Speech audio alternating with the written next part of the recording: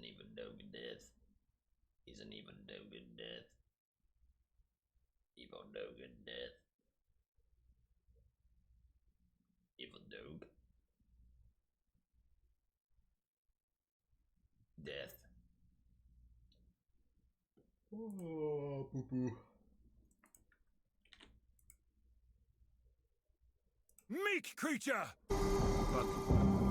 Meek creature! Not evil enough. Rojiki and Jopopo next dudes. Once. Again.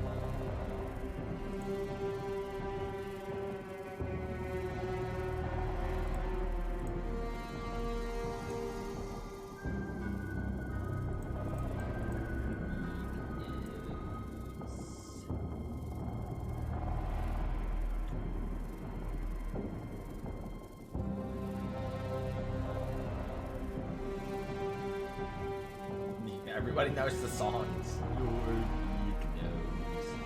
Your big nose. You hear it? Your big nose. Your big nose.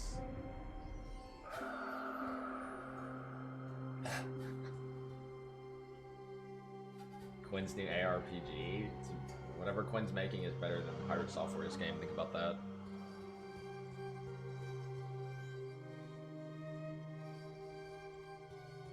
Open, thanks dude for the 16-month free sub.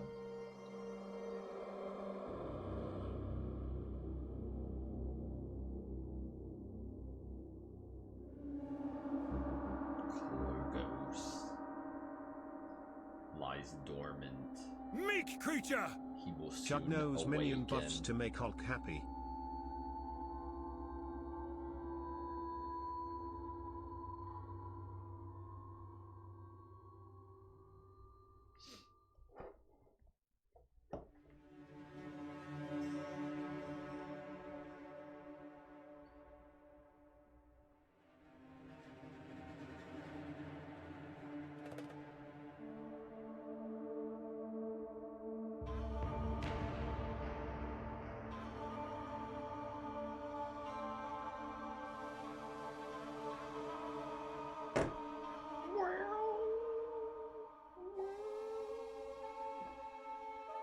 You hear the music?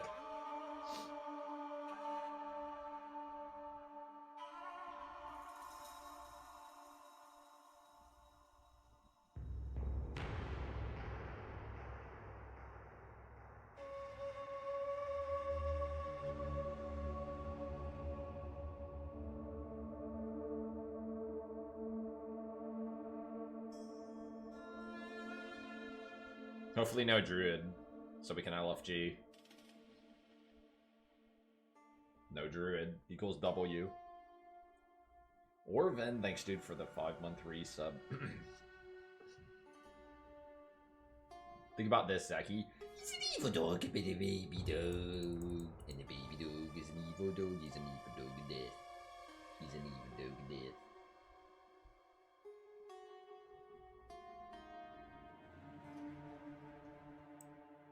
He's an evil dog of death. Evil dog of death.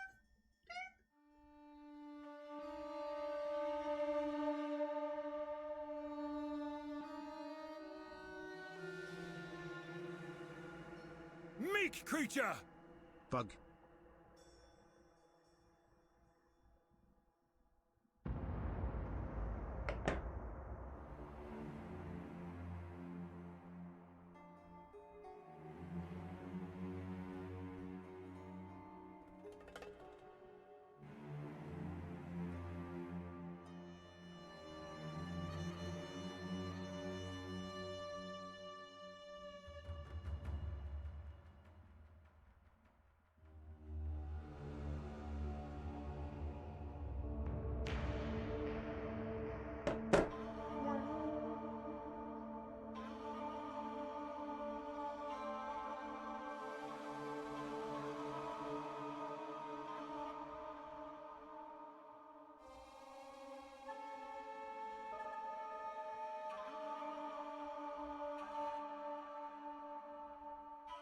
Meek creature! Rooster. Let's Thanks, talk. dude, for the 52. Think about this, also Uber. Creeping bugs, complexity none. 1,000 jung runs gooning. We're missing out. He actually is. This son of a We're bitch. missing out. Who says there are no female?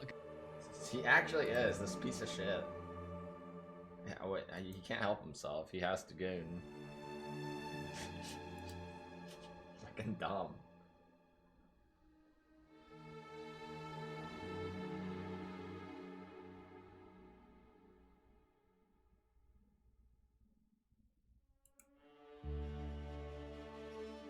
Zaki, what are the chances we get the druid?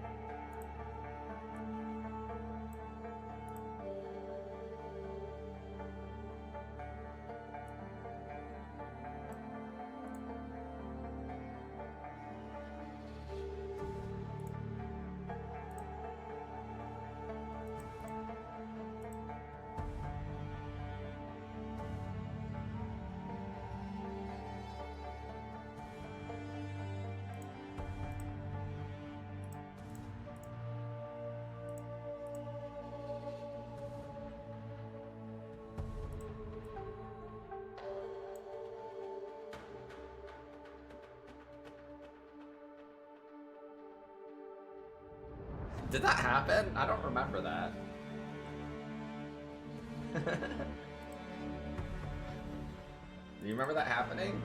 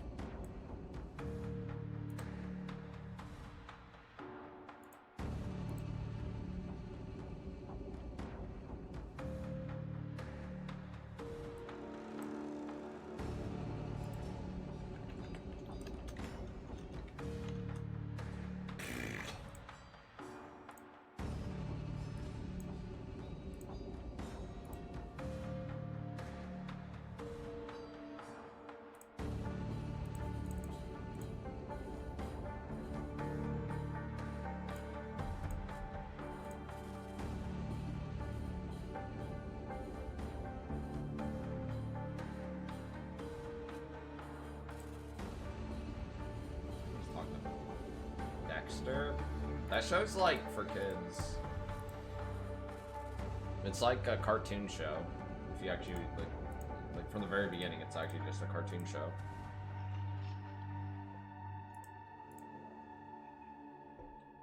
Close. Thanks, dude, for the 39-month resub. He's closing it up. He's closing it down. He's closing it all around the fucking town. Think about this, Zaki. 8 new classes. 14 new ascendancies. Act 4, 5, and 6. Meek creature! A marauder is a 3 marauder. times more skill gems for every archetype. Meek creature! 8.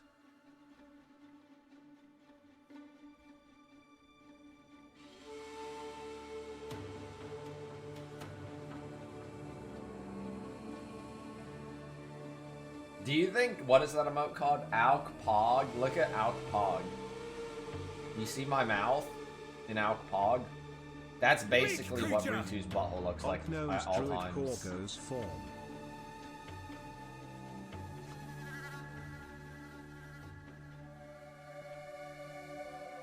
Krokodoshkala, thanks dude for the 20-month resub.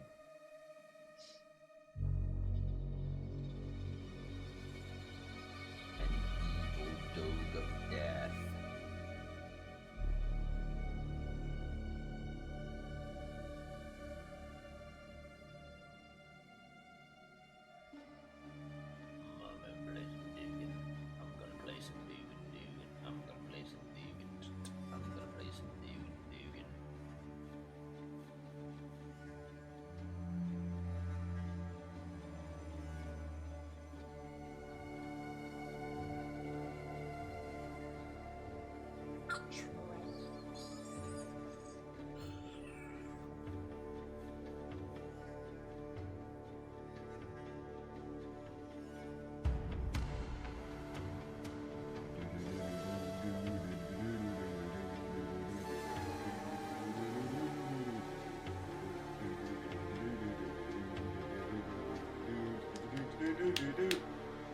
Zaki, do we get this?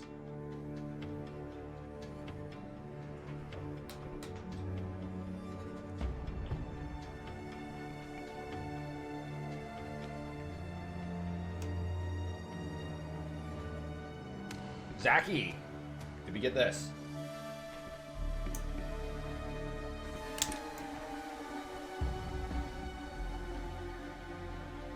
Zaki.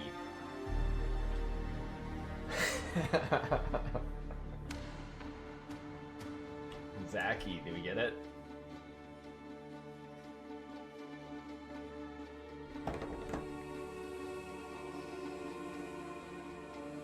Alk wife POV? Nah, this is Alk wife POV. She gets one of these.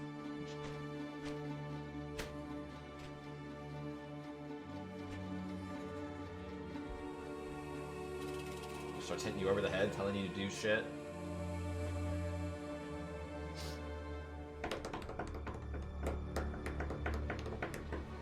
Why do you have wanking paper on your desk? You use fucking paper towels on your dick? What the fuck?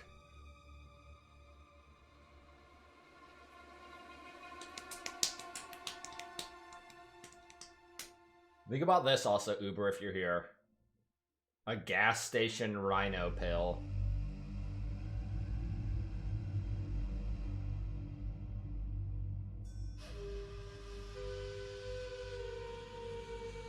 A gas station rhino pill.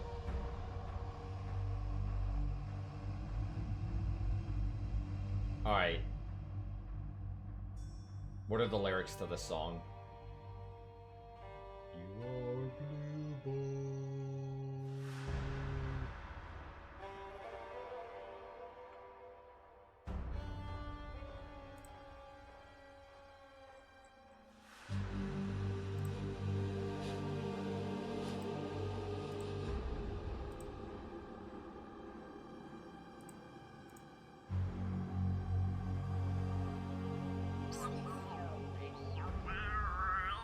Blue Boar, you've been greeted. Blue Boar, you've been greeted. What do you do?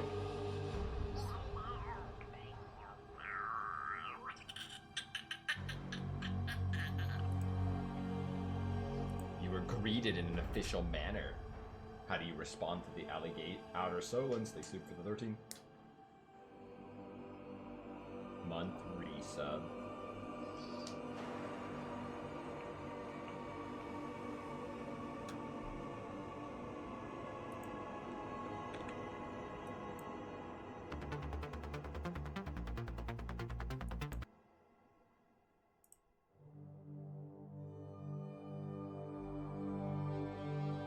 Creature! Blue boy, What are the motherfucker, chances bitch. that a motherfucker bitch is hiding in the shadows right now? What do you think?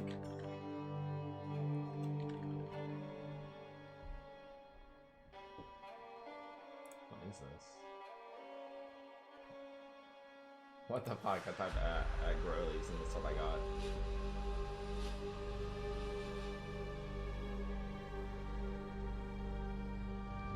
What is that emote of me running? What is that one called?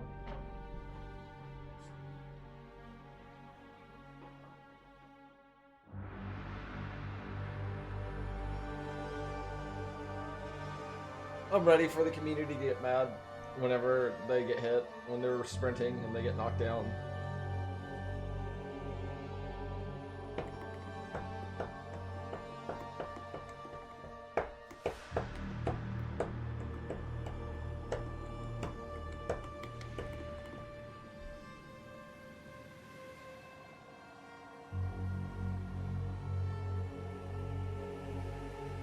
Think about this. A massive nose.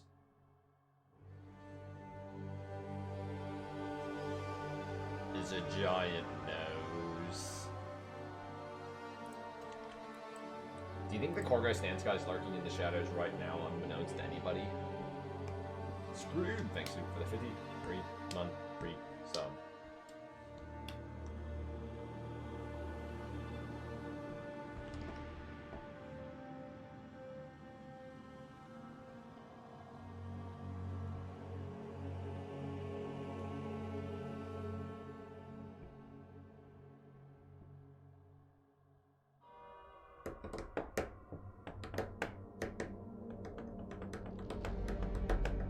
Meek creature!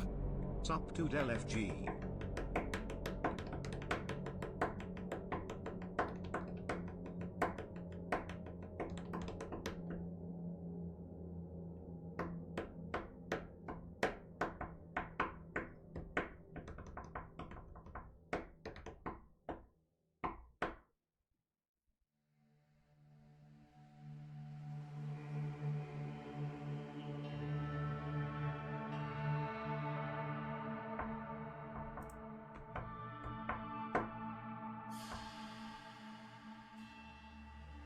Oily boily.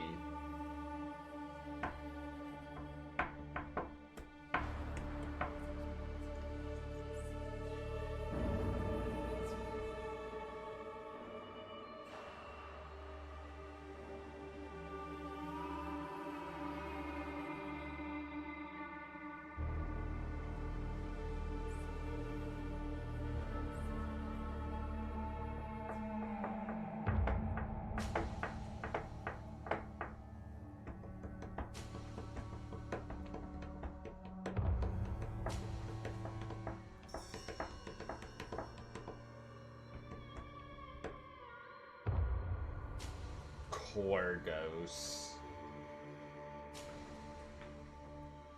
Unbound hatred.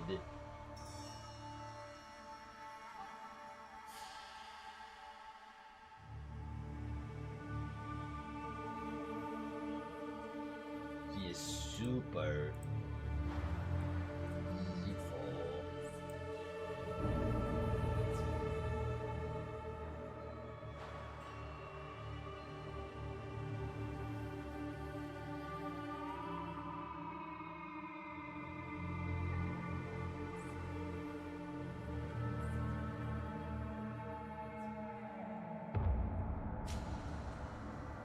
Hey, Beast! Meek creature! Hey, Beast. Everybody greet Beast with a cat bag. Hey, Beast! That's a Beast. Hats off to you, Beast. Hats off to you, Beast. How are the mean streets in New York City, Beast? They treating you well? You've been getting some hot dogs and some New York slices or whatever?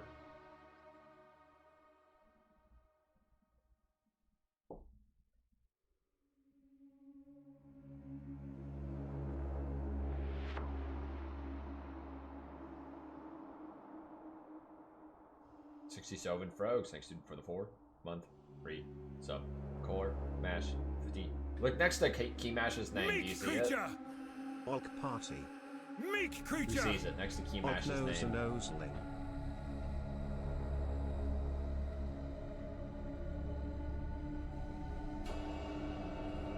Mr. Meek Beast creature! with the gifted subs once again. Meek Streamwind creature! Die Beast got a gifted sub. Meek creature! Meek creature! Meek creature!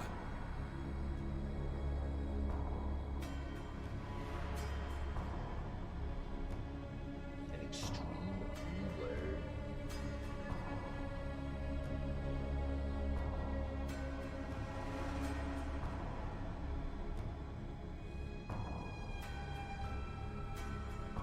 Lamar! Lamar! He's back. Lamar! He's back. Back like POE 2, Blue Bar bitch. Blue Bar, respond.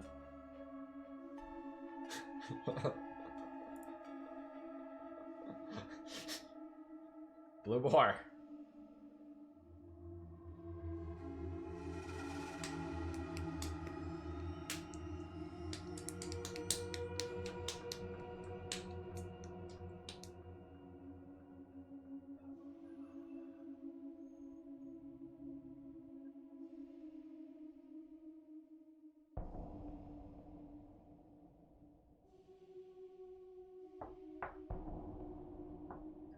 He's an evil dog, but a baby dog. The Loach King, thanks dude for the 24-month free sub.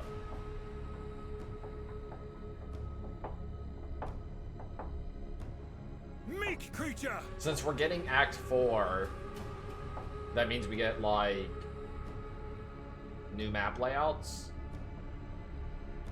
What are the good things? We get new map layouts, we get new music in the game. Meek creature!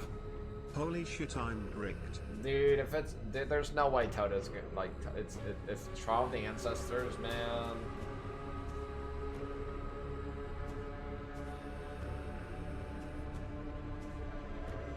Meek creature! Thanks, dude, for the 12-month resub. Everybody shut up. Let him tell a story.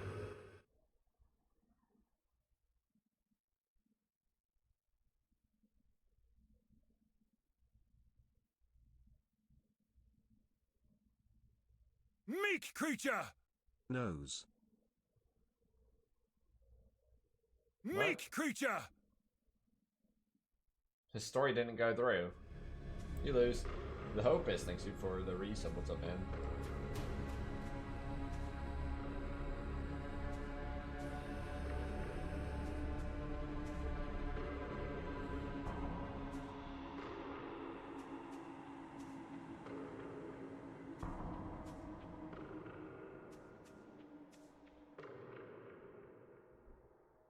Creeping bug, complexity none. Growlies is a motherfucking beach thug.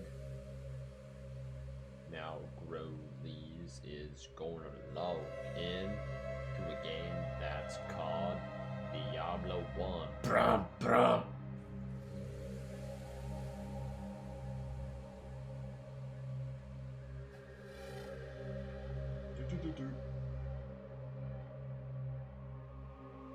Type Alk Pog. That's what Root2's butthole looks like. 24/7. Thanks to Quantric.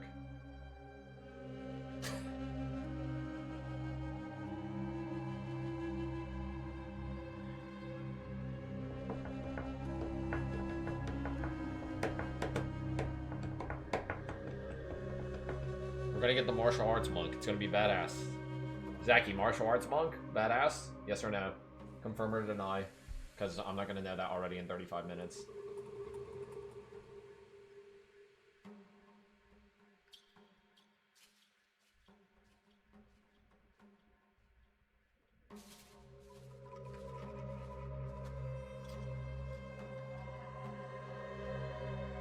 You understand?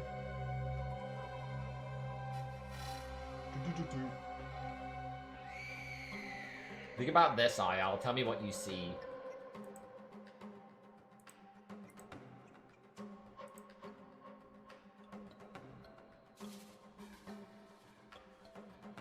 Vovo with the resub and Sower Clode.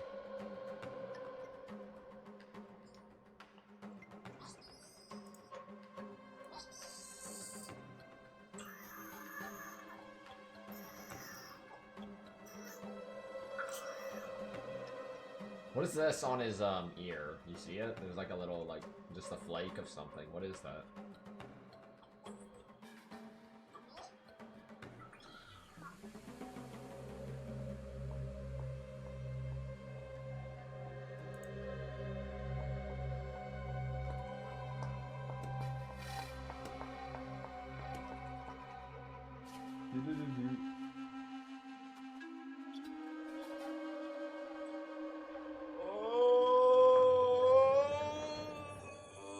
Meek creature!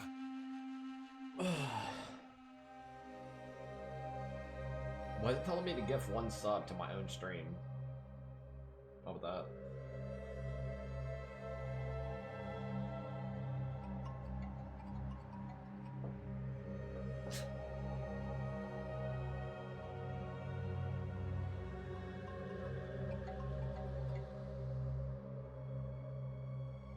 An evil dog is a baby dog. Meek Killing creature! dudes. Login.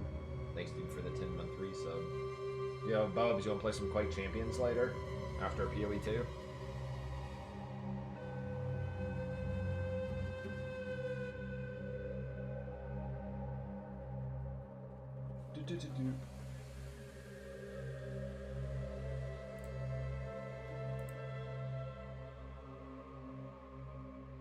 Meek Meek creature! Nobody likes to A corgo dog is a baby dog. He's an evil dog, a baby dog, and a baby dog is an evil dog, is an evil dog of death.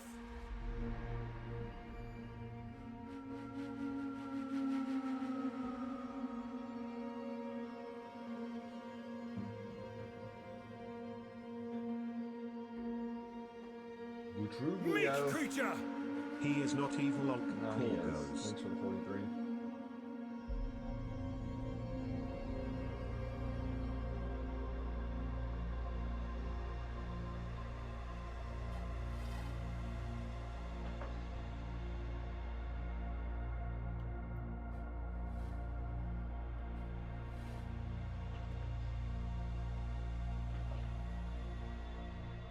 Bum, bum, bum, bum. That's baby.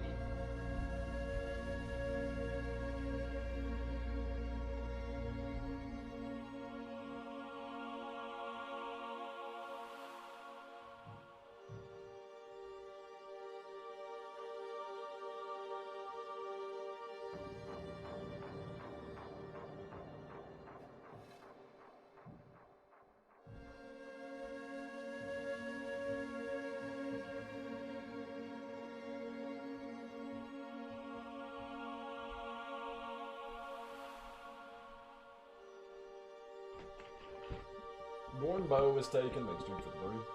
Mine. Reset.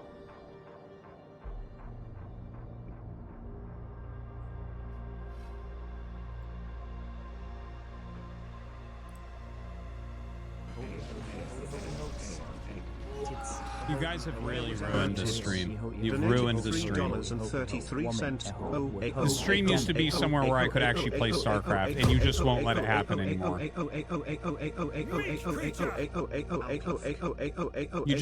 won't let it happen anymore. I just can't play even one fucking game. I don't hear anything. I don't hear anything that's going on in the game. I literally move my units to intercept a drop, and all my stuff dies, and I don't even know because there's no fucking game sound. Because you guys are fucking morons. What's that all about? Why are you guys like this? What's wrong with you? What's wrong with your life? Fuck you. D68 sauce 88 Sunday 3673 funding doing 3678 D8 3C9 278 That's pretty good.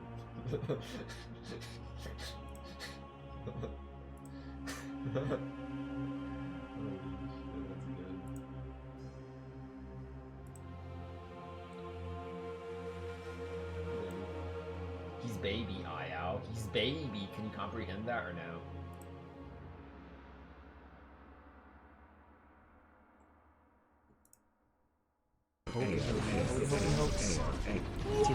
You guys have really ruined the stream. You've ruined the stream. $3.33. The stream used to be somewhere where I could actually play StarCraft, and you just won't let it happen anymore. You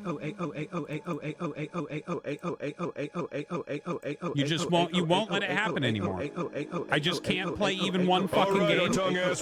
I don't hear anything. I don't hear anything that's going on in the game. I literally move my units to intercept a drop, and all my stuff dies, and I don't even know because there's no fucking game sound. Because you guys are fucking morons. What's that all about? Why are you guys like this? What's wrong with you? What's wrong with your life? Fuck you.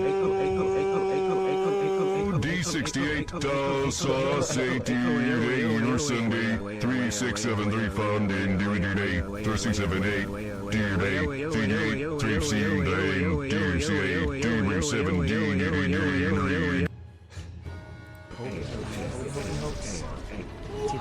You guys have really ruined the stream. You've ruined the stream. $3.33. The stream used to be somewhere where I could actually play StarCraft, and you just won't let it happen anymore. You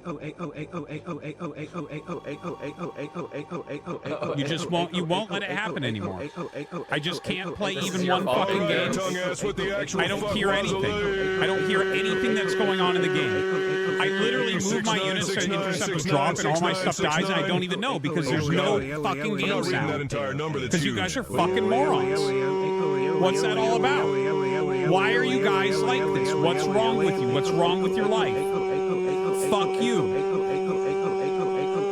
D68 sauce 88 or Sunday 3673 funding DVD 3678 DVD 38 3C What the fuck, dude?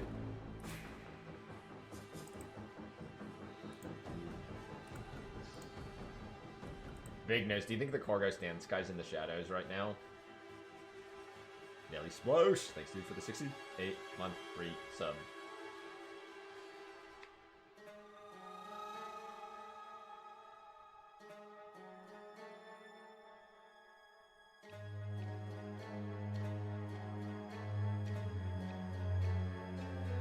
Woo!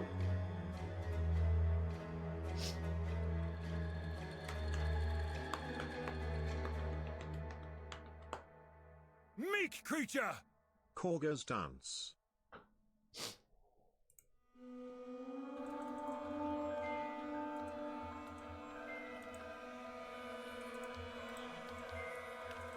Shut the fuck up, phone! Shut the fuck up, phone! Meek creature!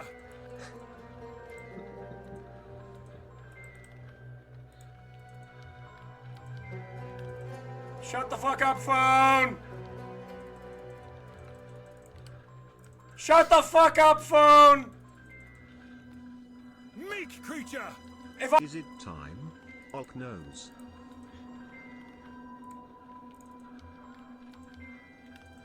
Shut the fuck up, phone!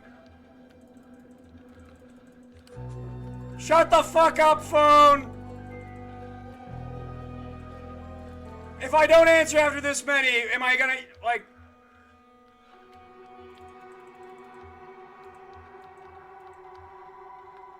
Oh, fuck you, man! Fuck you! God fucking damn it, dude! Fuck, that was a kill!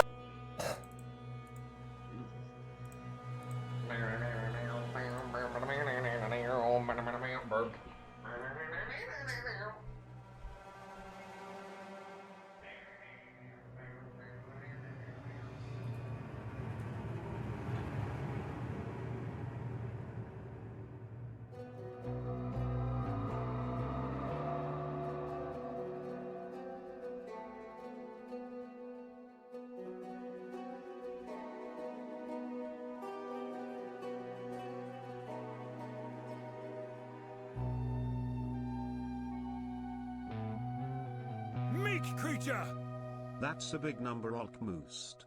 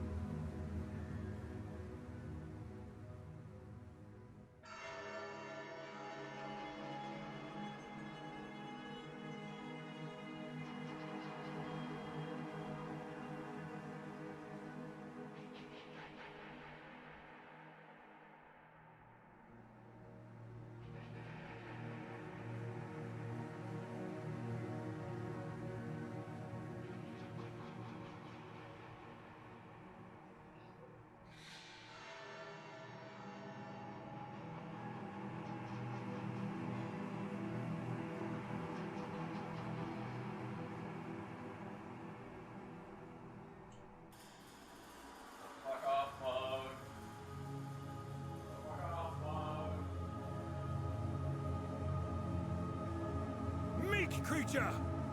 God fucking damn it!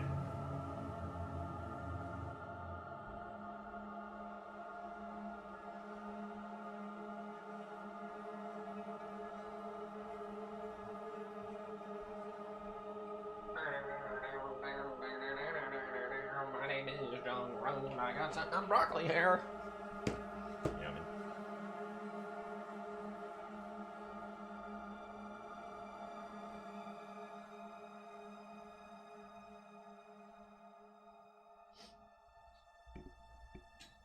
Borky Steve and Nosleys. Thanks for these subs. And 22501. _1 shield. X300 bagger. Shit your pants. Shit your pants. Shit your pants. Shit your pants. Shit your pants. Shit your pants. Shit your pants. Shit your pants. Shit your pants. Shit your pants. Shit your pants. Shit your pants. Shit your pants. Shit your pants. Shit your pants.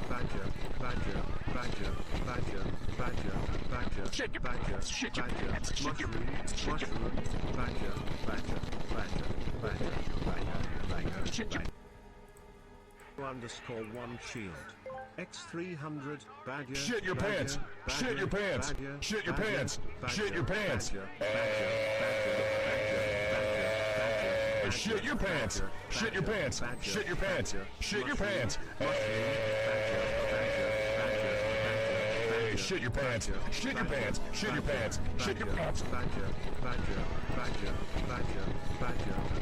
Shit your pants. Shit your pants. Shit your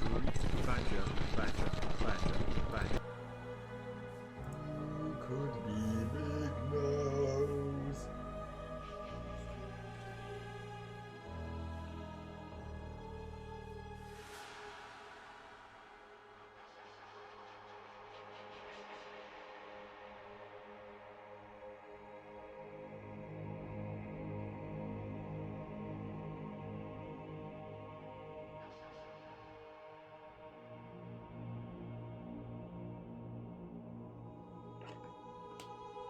You could be big nose.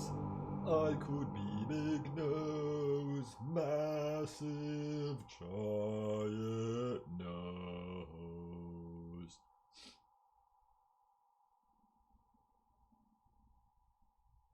Oh yeah, are we gonna log into Dragonkin later? You ready?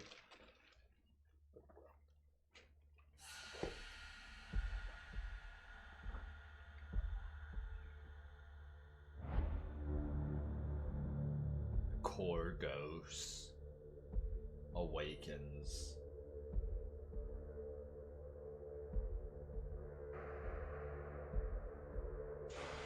Big news. Do you think the Korgos dance guy's in the shadows, unbeknownst to anybody?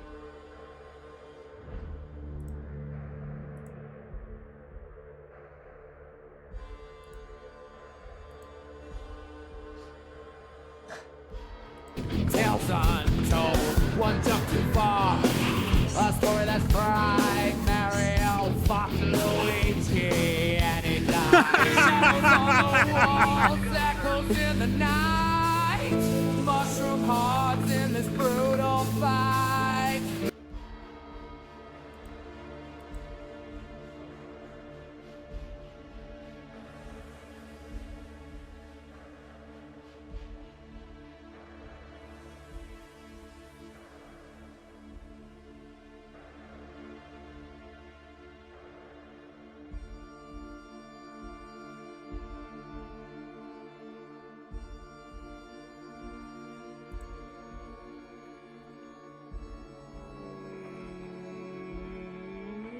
My butthole!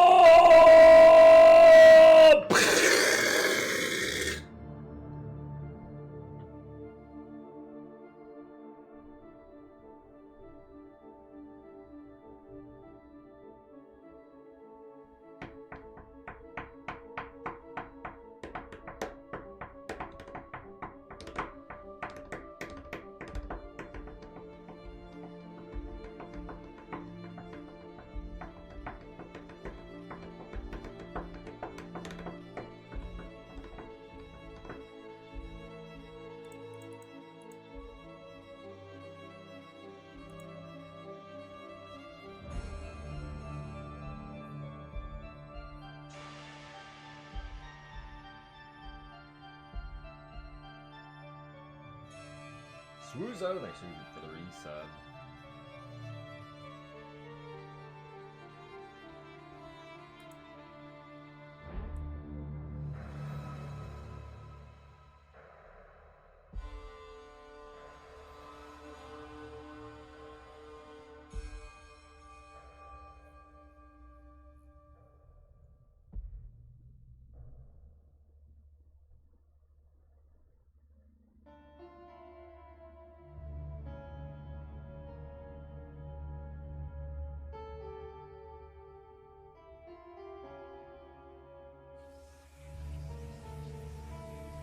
Meek creature! Already Tolfk. Meek creature! I hit the Yo, Twitch what up, Prime Bubs? button You with bumming my it up and bumming it down? POE.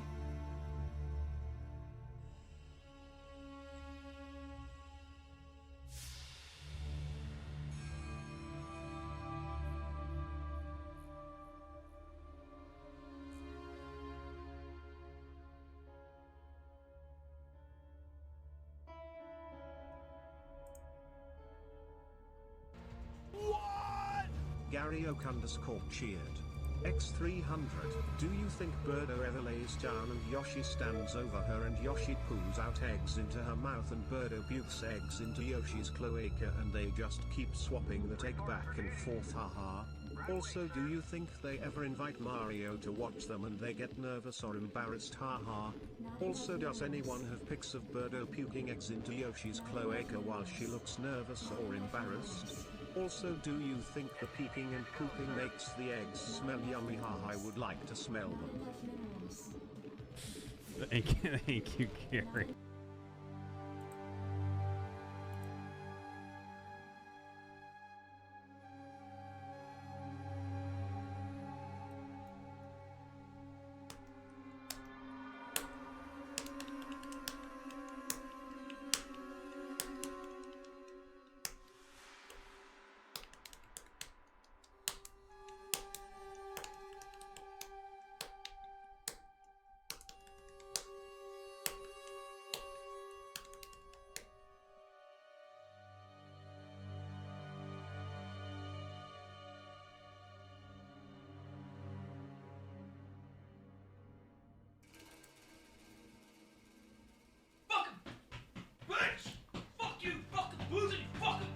Fucking game, Johnny! Fix your fucking game! Fix your fucking game! Fix your fucking game! Fucking fix it! Fuck Blizzard, man! Fuck Blizzard! Fuck Blizzard! Fuck Blizzard! Fuck Blizzard! Fuck Blizzard! Fuck! Ah!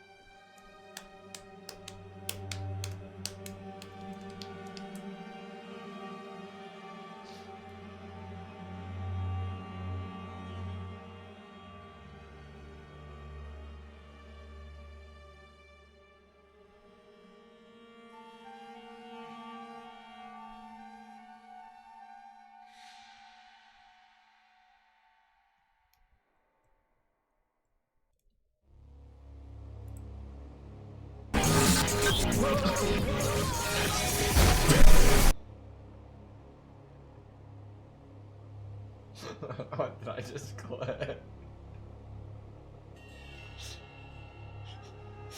That was good. That was good.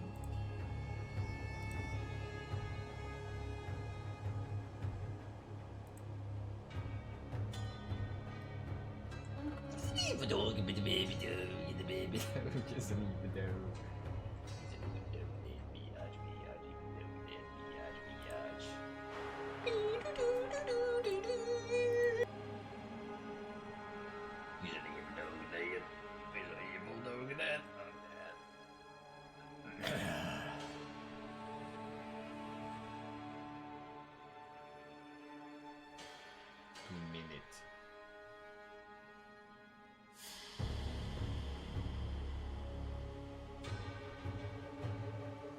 Big nose.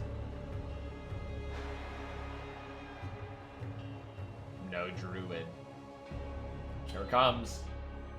Vice Man, here it comes.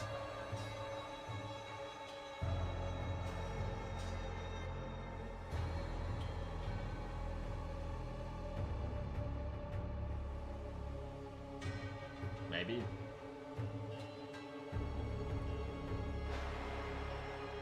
Meek creature! Alk nose a noseling. Alk nose a noseling. Alk nose a noseling. Alk nose a noseling. Alk nose a noseling. Alk nose a noseling. Alk nose a noseling. Alk. Where'd it go? Think about this, Vice Man, to celebrate the new league. A large pepperoni pizza and a Monster energy drink. Time to juice up.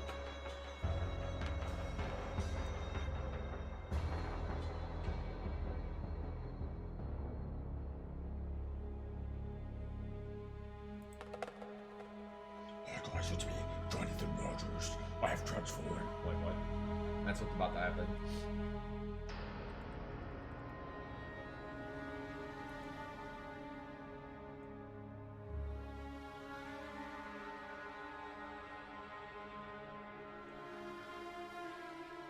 I hope they don't do a 2-hour Q&A at the end of this. And then patch notes after. That would suck. Hi, I'm Jonathan Rogers from Grinding Gear Games, and welcome to GGG Live. Today we're going to show you an exclusive reveal of what's coming next for Path of Exile 2. Twitch drops are enabled on today's live stream, so you'll be able to claim your Sun Priest's Incineration rare finisher effect by following the instructions below. Now with that out of the way, let's get started. It's time to give you a teaser of what's coming in Path of Exile 2, the third Edict. Little blue boy bitch! Karui! I have called you here to save our people. To save our way. Over the ages, we have known pain like no other. But we endured. And we became mighty. Meek creature! Lost hearts. Now, outsiders dishonor our shores, and we have stood by, doing nothing. Hear my voice, ancestors. Show us your strength. Show us the true way. I understand.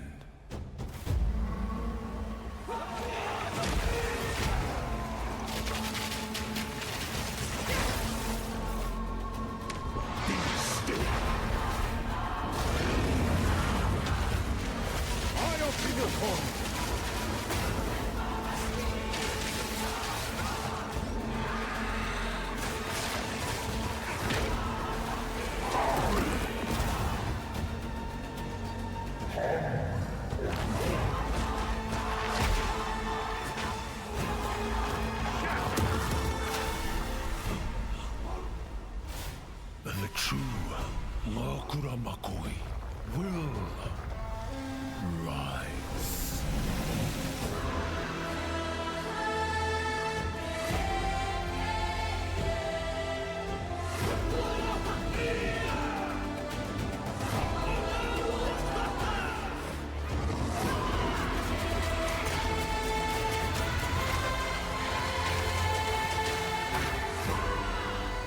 So they reworked every warrior skill.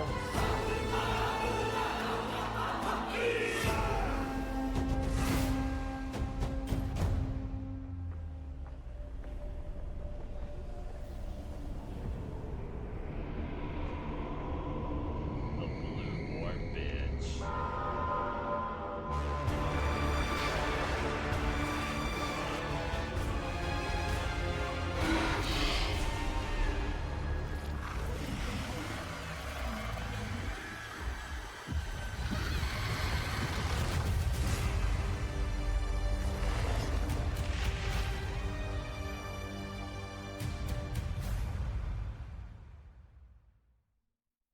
That's it. Alright. Let's do something else now. Now, as you can see, there's a lot going on, and we have a lot to reveal today. We'll start by going over Act 4, the next chapter in the Path of Exile 2 storyline. But that's not all.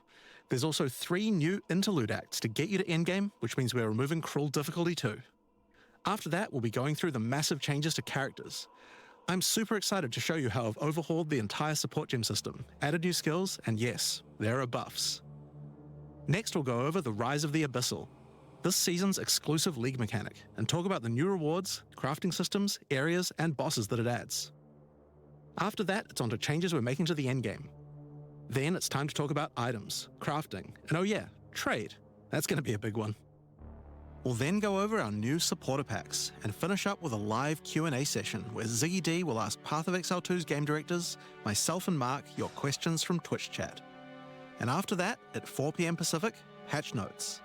They're not quite complete, but they should give you some nice details to chew on.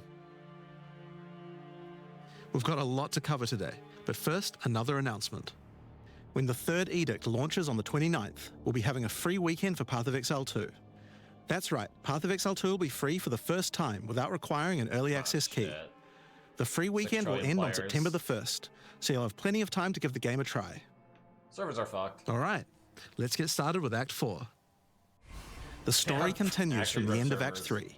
Doryani has agreed to help you find an ancient weapon that can be used against corruption, the instrument of the 3rd Edict. The weapon was broken in ages past, but he believes that the pieces may be found in the Karui Archipelago, the home of the Karui tribes. You will need to journey to Kingsmarch, hire a ship, and set sail. When you open the map, you can choose to sail anywhere you like. Act 4 is completely non-linear, and you can visit the islands in any order you choose. Will you visit the pristine beaches of Whakapanu Island? The Karui whisper of a curse that afflicts all who travel there. Perhaps it's related to the weapon you seek. Or maybe you will visit the volcanic shores of the Isle of Kin. The Kin have been more restless recently, mining for sulfite and driven by some dark force. Perhaps you will choose to consult with one of the local Karui tribes. Their ancient wisdom could hold clues to finding the 3rd Edict. No matter where you choose to go, you will fight dangerous beasts, find fabulous treasures,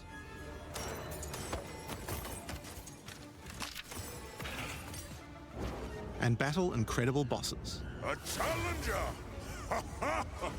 Come, Yama sees your soul! There are 8 islands to discover, each teeming with its own flora and fauna. Act 4 contains over 100 new monster types, 16 new areas, 12 new bosses, and plenty of other interesting encounters. There's a huge amount to show, but we're not going to spoil too much here.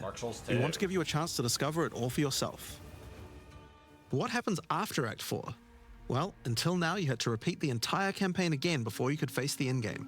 But after adding Act 4, the game is far too long to make you do that. We needed something else to do in between the end of Act 4 and the endgame. So what else could we do? Add 3 new mini-acts, of course, and we're calling them the Interludes. The Interludes are a set of 3 temporary side stories that will be included in the game until Act 5 is released, that will take you to level 65 where the endgame can begin. The first interlude sends you on a journey back to Ogham. Renly has been leading the efforts to rebuild Ogham Village after the defeat of Count Geonor, but there's a new danger afoot. The nearby town of Holton is surrounded by an impenetrable darkness, and each night their corrupted townfolk emerge to raid the local farmlands. You'll discover new areas and new bosses. You'll need to find your way through the darkness, uncover the source of corruption, Soon you will serve our master. And defeat it. Yes, I shall dance with their corpse. And that's just the first interlude. Creature! Hulk knows. The second interlude will have you return to the Vasteri Desert, where Asala has been given a sacred duty. When the skies align, the gifting of water requires a chosen Sekima to meet with the Selkari, guardians of the sacred water, but they're nowhere to be found. You will need to track down the Selkari, find those responsible for disrupting the gifting, fight even more new bosses, discover the secrets of the ancient ritual, discover new locations, and ultimately help Asala carry out her sacred duty. Now for Interlude 3. As Royal Thaumaturge of the Vaal, Doryani had plans within plans to save his people from the cataclysm perpetuated by Atzeri's lust for power.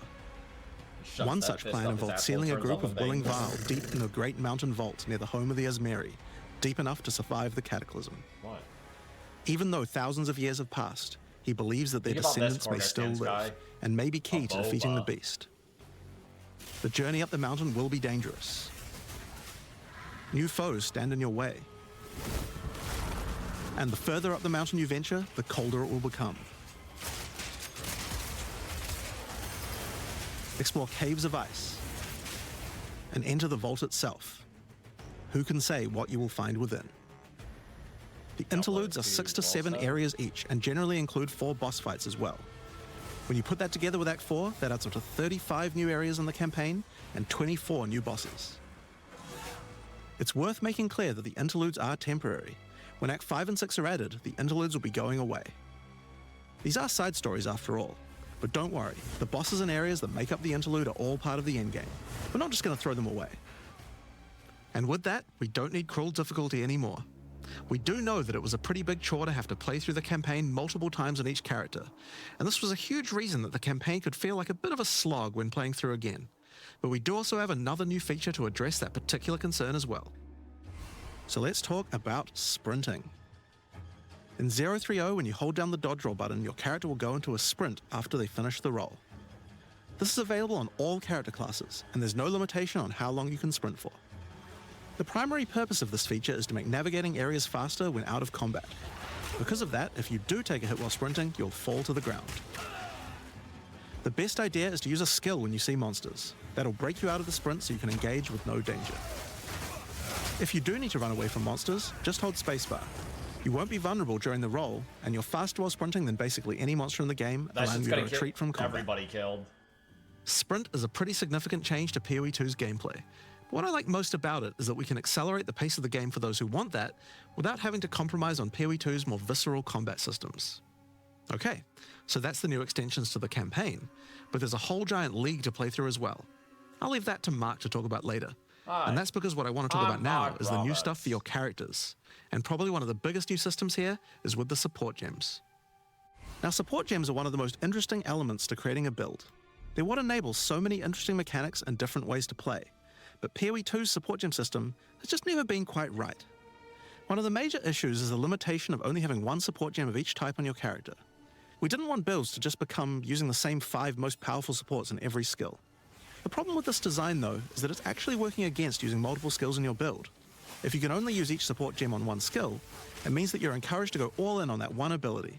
And we want to encourage you to combo your abilities, something needed to change. So with that in mind, we've removed the restriction of having one of each support gem per character. You can now use as many copies as you like. This should drastically increase the amount of possible builds and increase the amount of skill diversity. There are a lot of potential builds that suffered from the previous restriction. For example, a poison build previously couldn't add poison to more than one skill. They couldn't use stacking poison on more than one skill either. This severely limited your ability to combo with anything outside of the specifically designed poison archetype, but now you can. Many utility skills previously couldn't scale to endgame, because the supports that would make them scale were more useful to use in other skills. You would never speed up killing Palm with martial tempo, when you would much rather use it on your primary skill instead. There are more examples like this all over the place. In addition to that, though, we thought there wasn't enough feeling of progression in the supports as you went through the game. There were only 3 tiers of supports, and many of the most important ones were given out at Tier 1. Also, there were no strict upgrades, meaning that upgrading supports when you ran out of sockets required quite a lot of thinking. In order to solve these issues, we now also have multiple levels of many supports as you go through the game. For example, double barrel support gives you an extra bolt, but at the cost of 30% less reload speed. At Tier 2, the penalty gets lowered to 20%. But then at Tier 3, the support gem gets something new. It now reloads automatically when you heavy stun an enemy. In some cases, the highest tiers might work a little differently, and you'll have to decide if you like the upgrade or not, depending on your build. For example, rapid casting. The first couple of levels gives 15, then 20% increased cast speed. But then at Tier 3, it changes to a new approach.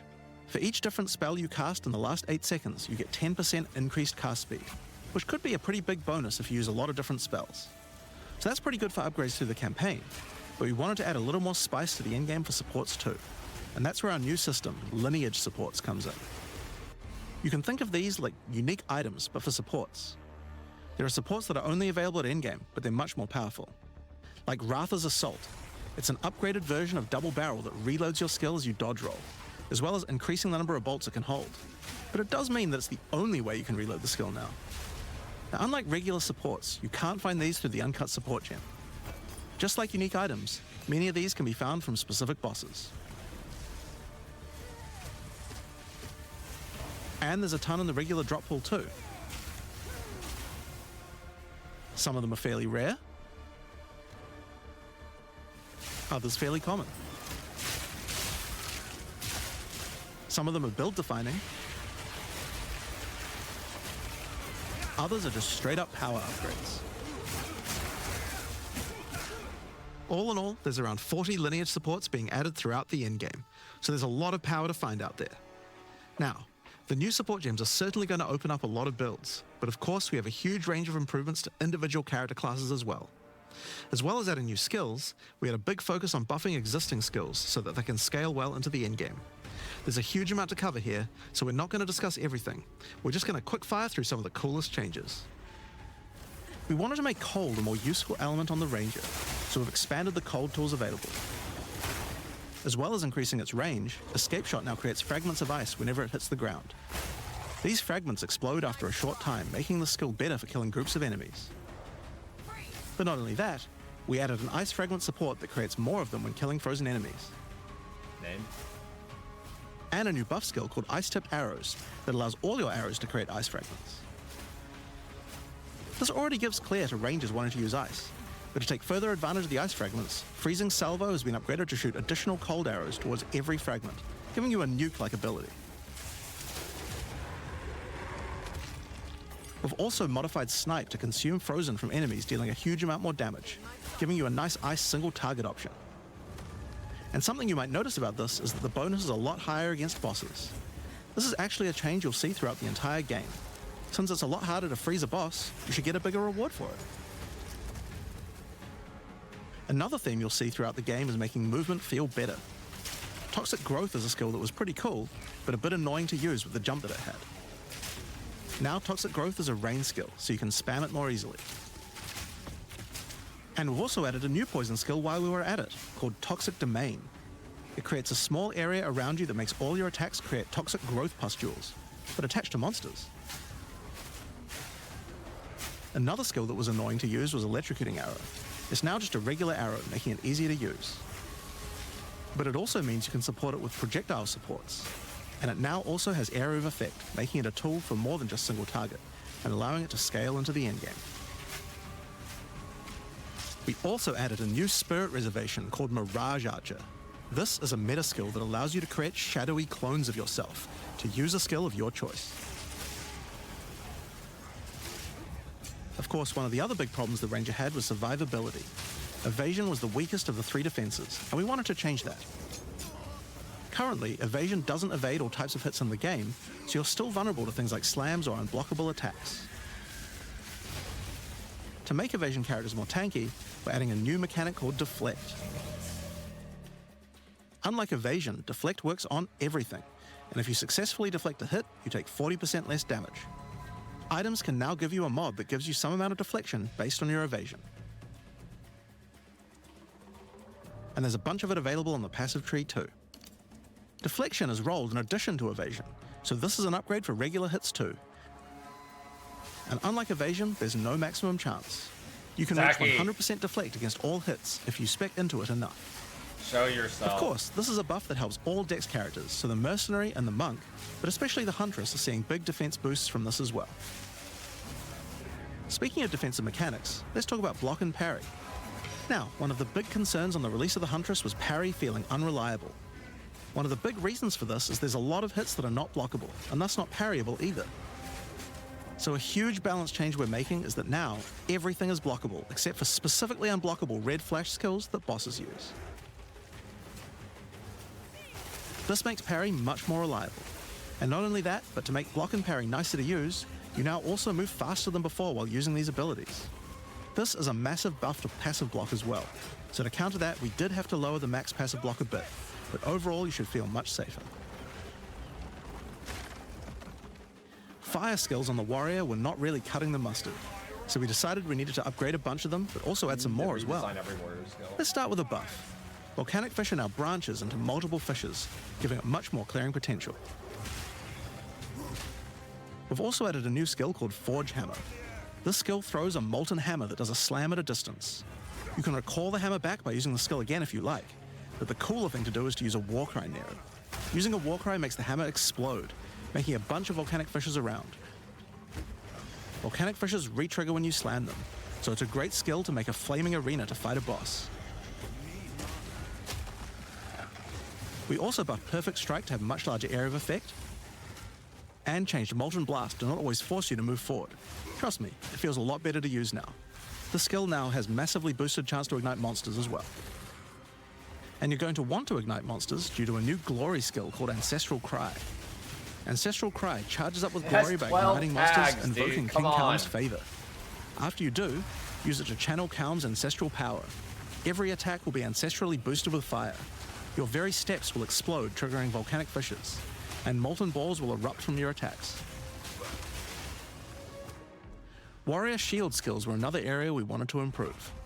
Now that we've got Sprint, we actually don't need to have a cooldown on shield charge anymore. It now also does more damage the further away you are when you use it. Shield Wall got significantly upgraded AoE. Also, you can shield charge right through it to trigger all the walls. We also added a new shield Warcry. Fortifying Cry gives you a defensive buff, but it also builds up charge on your shield that empowers your other shield skills. And Magma Barrier now doesn't require timing in order to use. Just wait for your shield to charge up and block. Seismic Cry now stuns enemies that are primed for stun. And we changed the Sunder interaction with Armor Break. It now also gives a Sundered Armor debuff that makes enemies take 40% extra physical damage. Great for bosses. Ancestral Warrior Totem has undergone some pretty significant changes too. We wanted the skill to feel more like using an ultimate, that summoning an ancestor to fight for you was a big deal. So we've changed this totem to require 3 endurance charges to summon, and massively buffed its damage. The totem's not doing anything! It also now anything! scales your weapon damage too. Since there's no limit anymore, if you build around generating endurance charges, you can summon an entire forest of totems. It's just in the corner, AFK, dude. In order to make that easier, we added some new sources of endurance charges. There's now a support to make Perfect Strike generate charges, and a support for generating endurance charges from heavy stuns as well. Speaking of totems, we wanted to upgrade the Warbringer. Among the other changes we've made to this class, Answered Call now gives an extra totem, and the spirits have just been generally buffed in many ways. Use it with your limitless ancestral warrior forest to make an army of Karui that would make Tukahama proud. We've also merged the Great Wolf Howl and Warcaller's Bellow support, so that you can get all the benefits with 1 point. And Encased in Jade no longer removes the Jade when getting hit, making it a much better defense. Next up, let's talk about accuracy. Accuracy was always intended to be something that warriors didn't need to care about very much so long as they're in close combat. But unfortunately, that's not currently the case. This was particularly annoying with skills like Bone Shatter, which you certainly don't want to mess with. So we significantly buffed your chance to hit at close ranges when you don't have much accuracy. Warriors shouldn't require any accuracy investment in order to hit with close range attacks now. We also wanted to improve armor. Now, one of the major weaknesses of armor is the inability to defend against elemental damage. In order to mitigate this, we're adding a lot more of the stat that allows your armor to defend against elemental damage. It's now available on items and in a lot more places on the passive Put that tree. in POE 1. Like, actually put that in POE 1. One of the most important improvements we've made in 030 is to declunk the action and flow of shooting crossbows. You can now reload crossbows without any movement penalty. But not only that, all skills that can be used while moving now slow you for a shorter amount of time. This change benefits everyone, not just crossbow skills. With both of these changes put together, the run and gun playstyle feels much better. It's hard to explain how important this change is for the feel of the class. The Mercenary is also a good chance to talk about how we're rebalancing to make comboing skills much better. Take Shock, for example. It buffs damage and lasts 4 seconds right now, but that isn't really giving you enough time to take advantage of it. If you're going to add a lightning skill into a build that otherwise wouldn't use one, we need to make mechanics like this much better. To have increased shock duration on monsters to last 8 seconds. And skills like Plasma Blast, which are intended to be good at shocking enemies, now increase the damage bonus by a lot more. You'll find changes like this all around the game. Chill now lasts 8 seconds, giving you more of a reason to weave in cold damage. Freezing skills are better at freezing. Burning skills need to cause burns that last longer. But making skills like Permafrost Bolts and Incendiary Shot double down on how they're supposed to be used, it makes using them in your build alongside other skills much more likely. Name. We're also making sure to buff specific combos too. The freeze explosions from frag rounds now chain to nearby enemies. Favorite burger, considering I'm sponsored by Whataburger. And using high velocity rounds with armor break will now fragment the opponent's armor. This causes monsters to take a portion of high velocity rounds damage with every subsequent hit, even tiny pellets. So that means following it with a shotgun blast is way more effective.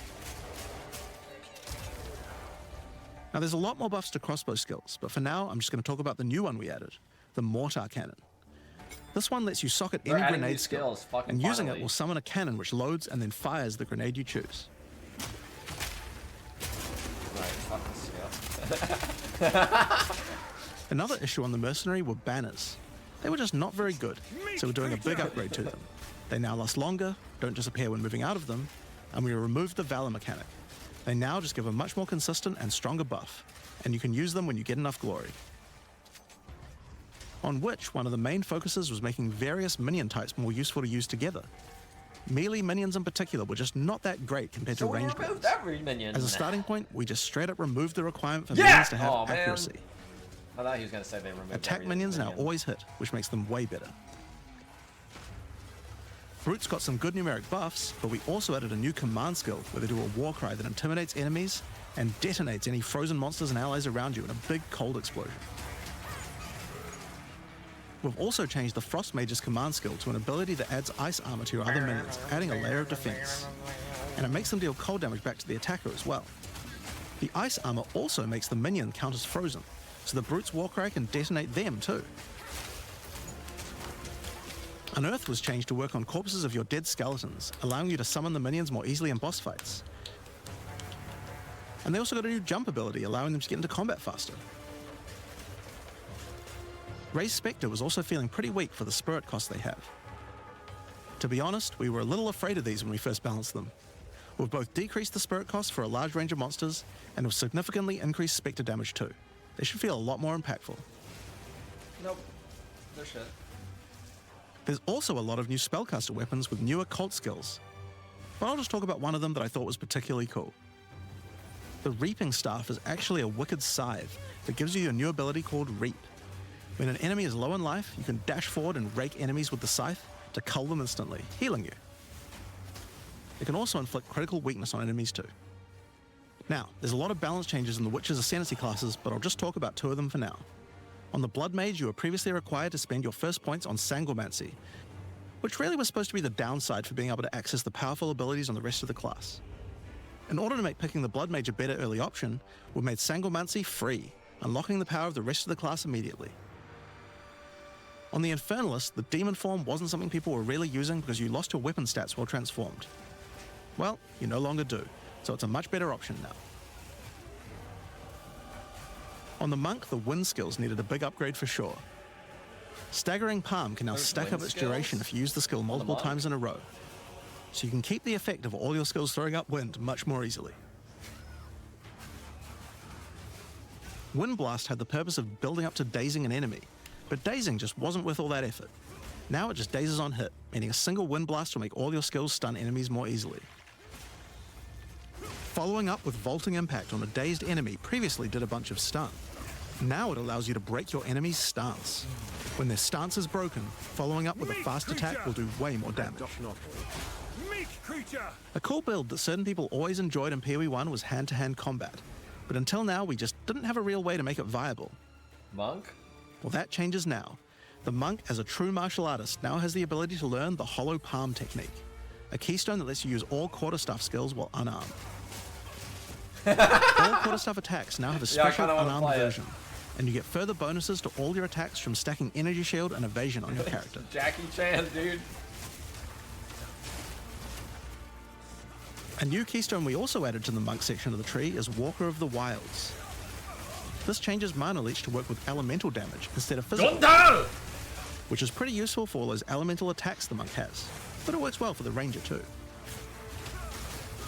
Now, one of the least used ascendancy classes in the game is the Acolyte of Chayula, so we knew we needed to make some changes here. One of the key things we had to do was make the chaos damage that the Acolyte can do much more useful. So we've added a new skill, allowing chaos damage to ignite, shock, chill, and freeze, embracing the elemental prowess of the monk in a truly chaotic fashion. In addition, he can make all of his chaos damage leech. And we've buffed Into the Breach and Embrace the Darkness by moving the effects of the 4-point nodes into the base skills. He also gains a new notable, Grasp of the Void, which leaves void illusions behind you as you dodge roll. If they're killed, they do massive explosions of darkness, dealing damage to everything in sight. Now let's talk about Sorceress skills. One of the things we wanted to improve on the Sorc is the ability to use multiple elements together more effectively. Now, this might seem small, but one of the things pushing you towards using a single element is debuffs like Elemental Curses, which lower resistances of a single element. In order to fix that, we're making quite a lot of game-wide changes to these kinds of mechanics to broaden what they apply to. So for example, there's no longer 3 curses for fire, ice, and lightning. Instead, there's just a single curse that buffs all 3 at the same time. And things like Frostbomb, which gave you cold exposure, now give elemental exposure. You can use it to buff any of your other skills. We also wanted to make switching between different weapon sets smoother, so you can use different elemental staves more effectively. I'm for every to do single that, we've elemental removed build in the weapon entire switch game to time, use Frostbomb. and now happens instantly. This applies game-wide too. Now we didn't just want to stop there. We wanted to add some specific mechanics that work between different elements, and that's where elemental infusions come in. Certain skills can now drop elemental infusions. For example, when a Frostbomb explodes, it leaves behind a cold infusion on the ground. After picking it up, you can spend it on one of any number of different skills to transform how they work. Spark will create a nova of cold-infused projectiles. Ice Nova will leave a chilled area on the ground. And we also added a new low-level skill that fires ice shards. Use it with cold infusion though, and the ice shards will explode. For sure. Orb of Storms now generates lightning infusions when you cast enough spells near it. And that's all spells, by the way, not just lightning. Once you have one, you could cast a lightning flame wall, which adds both fire and lightning damage to all the projectiles that pass through it. Or power up Ember Fusillade with lightning, which will generate arcs to nearby enemies as each fireball hits. Or maybe go lightning on lightning with arc. This skill is now a projectile, and by infusing it, you can go full Palpatine. Get fire infusions by blowing up monsters with Living Bomb. Alright, he's doing no Then damage. use them with Comet to summon a giant fire meteor from the sky. Or use it with Firestorm, which transforms it from a small area into a much bigger one. It's bad. Firestorm is unique in that it can be infused by multiple different elements at the same time. There's not even a blue monster. Add an or ice rare. infusion to rain down ice at the same time as the fire.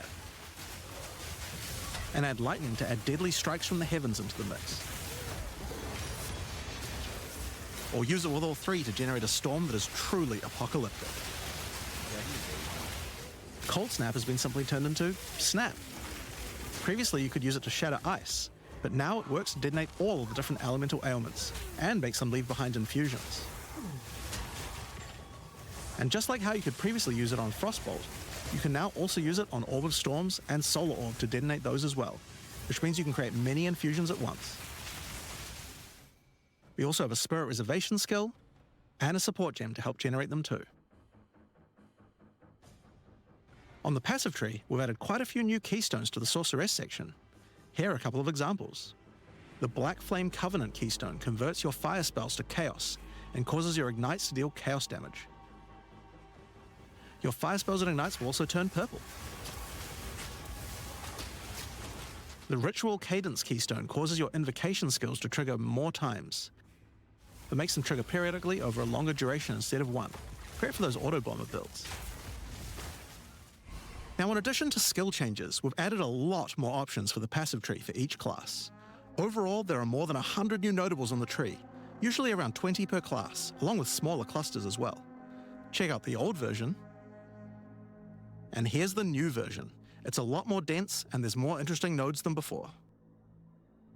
Now we probably can't go through too many of these in the livestream, so I'll just show you one from each class's area of the tree. We tried to be a lot more thematic with the new nodes, so for example, the Molten One's Gift. It lets the benefit of armor break apply to your fire damage. Or how about Last Stand, which gives you lots of stats as your situation becomes more and more desperate.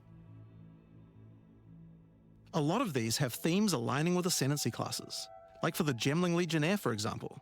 You have crystallized immunities which makes you immune to different status ailments depending on which support gem color you have socketed the most. Another ascendancy class aligned notable is Sanguimatic Rituals. It allows arcane surges to generate life instead of mana, unlocking that support gem to be used with the Blood Mage Ascendancy. In the Sork area, you'll find these Archon nodes that allow you to convert all of your elemental damage to a specific element. You become a Lightning Archon when you spend enough mana, after which all your skills will be converted to lightning, and you will do extra lightning damage as well. We have ones for cold and fire too, with different triggers. Here's another cool one. Elemental Practitioner gives crit bonuses if you've triggered a skill recently, while also making crits generate more energy for triggers. Or maybe you'd like the Great Boar. It gives you a reason to stack dexterity to make you tougher, giving a bonus to life and stun threshold. Or the Cunning Fox. It straight up gives you 5% quality to all your gems. Now another major change is attribute requirements. We felt like players probably had a few too many nodes and attributes and not enough in interesting passives, so we lowered attribute requirements by 25% across the board. That means you'll have more points to spend on interesting notables rather than just needing to allocate more strength, dex, and int. Now there are way more changes than just these. These are just some of the cooler ones we wanted to show off, but I'd say that's just about enough for now. We're not even half done yet. So I think it's time that we talk about the League, the rise of the Abyssal. And to do that, I'd like to hand things over to Mark. Yes! As you just saw, even though there are major changes to the campaign for this update, we want to make sure that every time you come back for an expansion, each area feels different with something extra going on. It is really important to make sure your experience when returning between expansions is fresh and filled with new content. And the way we did this was through leagues. Every expansion we make has a league, which not only has a fresh economy, but also has new content exclusively available in that league. So, let's delve into the details of what Path of Exile 2's first official league is bringing to the table. The Abyssal are a race that have mastery of forbidden magics and necromancy. They were thought to be extinct, but have merely been biding their time underground. You first encounter signs of the Abyssal in Clairfell, where you discover that during the night, weaker members of the Undead Legion have been attacking the encampment. The townsfolk require your help to investigate where the monsters are coming from and put a stop to their attacks. Out there, ancient creatures, lurking beneath the surface. As you proceed through Rayclast, you'll find fissures in the earth connected to larger pits. The monsters normally inhabiting the area are being affected by it, harmed by it even, having their souls eaten to strengthen the Abyssal underground. As you defeat the monsters, the fissure closes and Abyssal emerge, angered by you killing their food. Once all those fissures have been sealed, the pit activates, and more Abyssal pour out. This is where the larger and more dangerous monsters reveal themselves, as hordes of Abyssal spew out from the pit to take your soul. If you kill a magic pack, then magic Abyssal arise. If you kill a rare, then a rare monster will emerge from the pit, having absorbed some or all of its modifiers for itself. This means the monsters emerging will generally be more difficult and more rewarding, as each modifier gives better rewards. If you are able to kill them all, the pit will seal shut. As each pit is closed, it reveals a potential reward. Abyssal troves will rise up out of the pits, allowing you to get some epic loot. No way. Areas often contain many pits, with many fissures, and the amount goes up as you progress through the game, getting more intense. It doesn't stop there. When monster mods are absorbed, they have a chance to become infused with the dark necromancy, transforming them into Abyssal modifiers. For example, You defeat this monster with the Mana Siphoner modifier. Their soul is eaten by the pit, and a rare monster emerges. The Mana Siphoner modifier has transformed into Soul Siphoner, and is now amplified in danger and reward. Abyssal pits also interact with other monsters and mechanics. If you defeat a rogue exile that's near one, it'll be revived as a Lichborn that has multiple abyssal modifiers. Lichborn exiles even have their own unique jewel they can drop, if you are lucky enough to encounter and kill them. If an abyss spawns near a boss, killing it will summon a gigantic Giga Larvae creature. Monsters imprisoned in essences near abyssal pits are affected by the abyss too. They will come with an additional new essence item that can be used to craft your items. So, that's your bread and butter of the Abyssal League. Kill surface-dwelling monsters, kill the emerging abyssal, close the fissures, overcome pit encounters, and reap the rewards. There's a lot more to this league, however. As you complete abysses, you can find ancient pieces of bone, preserved from the remains of fallen Lichborn. These are one of the many rewards for your mission to seal the pits. You can use this on a rare item to imbue it with abyssal magic, adding a special hidden modifier to your item. But how do you reveal it? Of course. In Act 2 of the campaign, you'll encounter a new area. This area is overrun by the Abyssal and the Lost Men. After clearing through this area, you'll find the Well of Souls, a giant cavity with a massive vortex of souls swirling beneath you.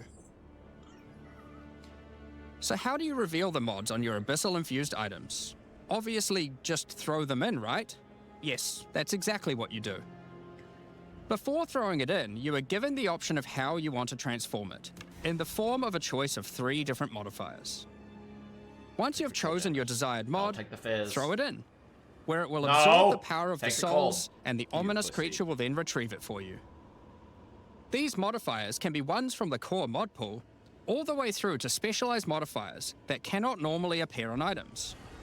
During the campaign, you can use it as a way to more easily add useful existing mods, but during the endgame, there is a whole set of new and powerful mods you can add to your items.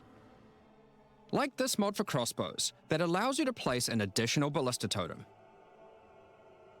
Or this one that adds spirit to your staff. Or this one that allows you to generate more combo with your quarterstaff skills. I don't even know what that means. And speaking of endgame, you can also use the system to craft waystones.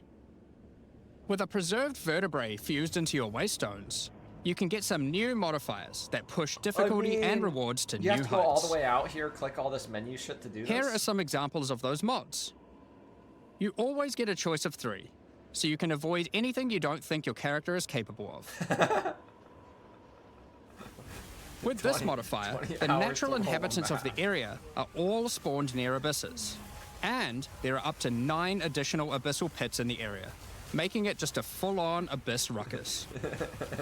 Hold up, guys. Or this one, which causes the final abyssal pit in the area to always result in a boss encounter, be it either one underground or one that emerges out. There are dozens of these waystone modifiers in total you can get from this crafting. That covers the new crafting mechanic. So what's left? Well, we talked about how when closing pits you can get abyssal troves, but sometimes when closing an abyss, you'll reveal an underground cavern that leads to the abyssal depths. Big nose. After jumping into the depths, you'll find an abyssal city, swarming with legions of the undead. When underground, every single rare abyssal enemy will have an abyssal modifier. And at the end of the dungeon, you'll even find a rare with a more powerful Lichborn modifier. Once you're able to defeat this powerful rare, you can also find some nice rewards. Aside from the entire area being valuable due to the abyssal modifiers on the monsters, it has its own specific drops too. One example is a set of lineage supports that can rarely be found in these depths, like Kurgel's Leash. This support empowers both you and your minions when you command them, granting unholy might to you both. Another depth-specific outcome is a set of omen-like items that amplify your abyssal crafting. Additionally, we're adding some new socketables that can drop from the abyssal depths. Take Ulaman's Gaze, which can be socketed into your armor. These are a bit special in that you can only have one equipped at a time, but give some pretty powerful effects. Think of them as almost a unique socketable for your equipment. In the endgame, where you can still find depths, you also start to find a different type of underground chamber. In these areas, you'll find an ancient spire, a device being used by commanders of the abyssal factions to plunge Rayclast into a lightless void. Your goal is simple: kill this commander and destroy the spire.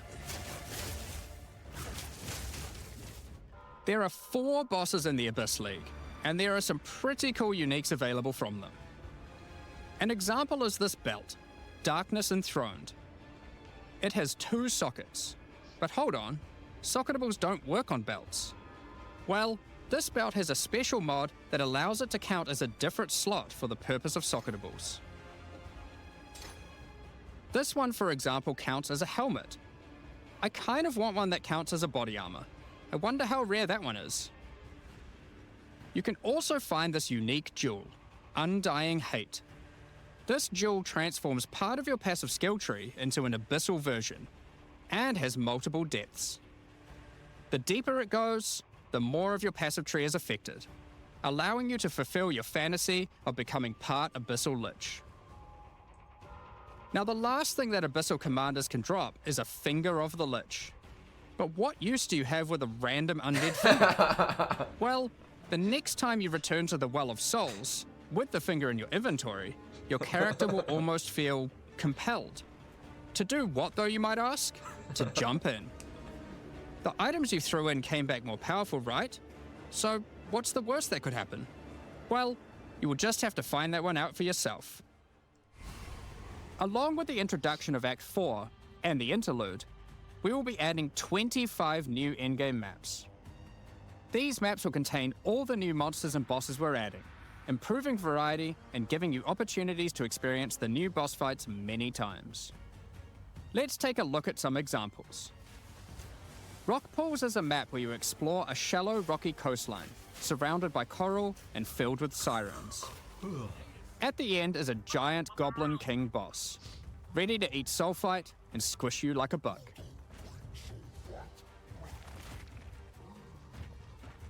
Holton is an Ezomite township which has seen better days. Explore and clear the township to find a gothic, Reaper-like boss, with the ability to manipulate storms and fry you with both lightning and wither you with chaos. It's her. Given some of the new bosses added are a bit more epic, such as the Act boss and final bosses of each interlude part, it would be a bit of a waste to just use them as regular map bosses. Instead, we'll be adding some new mechanics to the Atlas that use them. These start appearing pretty fast into the endgame and will help bridge the gap until you do your pinnacle bosses. In the desert biome, you can encounter a wild sandstorm. No way. 3 maps around the sandstorm contain a device you must activate. Upon doing this, the sandstorm's magic is disrupted, revealing the map inside and allowing you to access it and find the cause. Shitty map. This presents itself in the form of a boss, similar to the existing Citadel bosses. This boss is a Faradin Swordmaster, who has been blessed with the power of a Time Djinn, allowing him to take his swordsmanship to the next level by replicating himself, maneuvering rapidly, and severing the fabric of time itself with his powerful slashes. In the water biome, you'll encounter a giant maelstrom, No fucking where way. one of the maps surrounding the water biome connects to it, but the connection is obscured. You must run the maps nearby, hoping to find a beacon, which will remove the maelstrom and reveal the connection to that map. Another example is this Vaal vault in the mountain biome. But how do we get inside? Running the adjacent maps to it will yield a key, which you can then use to gain access to this vault. Finally. Or, you could just trade for one, I guess. Use the key to dispel the powerful force field surrounding it, leading to the Vaal Elite and their rewards inside. These all contain Uber versions of the Act 4 boss, and the bosses at the end of each part of the interlude. And each have their own exclusive drop pool of new lineage supports, which, as Jonathan spoke about earlier, are powerful support gems that modify your skills in pretty crazy ways. As an example of a lineage support which can come from the Faradin Swordmaster mentioned earlier, we have Garo Khan's Resolve, which causes your critical strikes to fork, but requires some mobility on your part to properly enable. From the boss sealed in the Val Vault, we have Paquate's Pact, which supports your war cries, causing them to inflict massive amounts of corrupted blood at the cost of your own life. Additionally, some maps can now spawn summoning circles, a room resembling an Ezomite henge. Activating this henge will spawn bosses. It's as simple as that. We'll also be making changes to how affixes and waystones work. As the current prefixes equals good, suffixes equals bad iteration isn't quite hitting the mark. We tried something new here in Path of Exile 2, but after seeing the feedback we decided we actually liked what we had in Path of Exile 1 more. Like Path of Exile 1, each affix will now be both difficult and rewarding. Waystone mods now grant an increase to the number of waystones dropped, and an additional specific upside attached to it. This means as you roll your map, they will continue to get more difficult and more rewarding, and allow you to customize the difficulty and rewards of your maps better. Name? For example, the Frostbitten mod, which causes enemies to deal cold damage, also increases the rarity of items dropped as its upside. Whereas the Of Venom suffix modifier, which causes enemies to poison on hit, has the upside of granting increased pack size. Some maps will end up having a lot of rarity, some a lot of pack size, and others will just have a mixture of everything. Due to now having more modifiers granting difficulty, we will of course be reducing the difficulty per modifier to account for this. So, that's your Atlas, maps, and waystones, but what about Breach, Ritual, Pinnacle content, and others of the sort? We're making some changes around this too. The first change is that you'll now be able to invest 2 points into your specific League Atlas trees before having to run the Pinnacle content. There will be a specific objective for each type of content which grants you those points. For example, in the case of Delirium, it's simple. You just need to find and kill one of the bosses in a map, Omniophobia or Kosis. The rest of the points for each content come from the Pinnacle content, but we're making some changes to accessibility here too. Currently, access to most Pinnacle content requires the same key at the easiest and most difficult version of the content. This creates a negative feeling where at lower difficulties, instead of wanting to run the content, you're often better off just selling it to someone who can run it at maximum difficulty. To address this, each content will now drop splinters, which will not form into singular items. Instead of using the singular combined item in the Realm Gate, you can now just bring your splinters. Upon inserting the splinters into the Realm Gate, an interface will appear, allowing you to pick your difficulty, and you'll notice each difficulty has a different entry cost. This means if you want to run easier difficulties, it costs less, which also allows you to run this content much sooner into the endgame.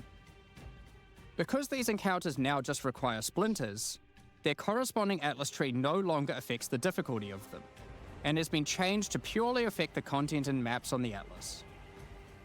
The Arbiter of Ash works a bit differently. Instead of requiring splinters, he still needs crisis fragments. Poor ghost. We now have only 2 difficulties of the Arbiter. The first, requiring the existing fragments obtained from citadels. The second, Uber Arbiter, requires Calamity fragments. These come from Citadel bosses also, but only once you've allocated the maximum number of points in your boss Atlas tree, ensuring those Citadels are at their highest difficulty level. Since we're talking about Pinnacle content, we also felt that the leveling curve in the late game was a bit too steep. We've smoothed this out a bit so that it's easier to get to the mid-90s. We've also added some new in-game unique items. Let's take a look at a couple. Thunderfist is a pair of gloves that grants Crackling Palm, a skill which empowers your unarmed attacks, granting the ability to call down the storms themselves on enemies you hit. Put simply, Literally every monster you hit with your unarmed skills will be struck by powerful lightning. Zaki, show yourself. Pair this with the aforementioned hollow palm technique to embrace your true unarmed prowess in combat. Another unique we're adding is Hinekura's Sight. Thunder. Equip this amulet to be granted the power of the Mother of Death herself. This is reflected by granting you a skill called Foresight. While you have Foresight, your dodge roll no longer avoids hits. But instead, being hit while dodge rolling restores you to full life and makes you unable to die for a brief period of time. You'll notice when this does occur, a copy of your character appears and takes the full damage. This is you seeing that future, as if you hadn't been wearing the amulet. Oh, gee. Ultimately, your in-game experience should be more streamlined. With new content to find, you'll be able to invest in your Atlas trees sooner, engage with pinnacle content faster, have less FOMO running said pinnacle content, reach higher levels easier, and do all of that while finding many new chase endgame items. Talking about finding items is one thing, but what about crafting them? We've taken a step back and looked at some of our crafting systems to make some notable improvements. Let's start with essences, which suffered from an issue where the regular essences were effectively useless and didn't give players the tools or excitement that a crafting system should provide. To alleviate these concerns, essences are being changed in a few ways.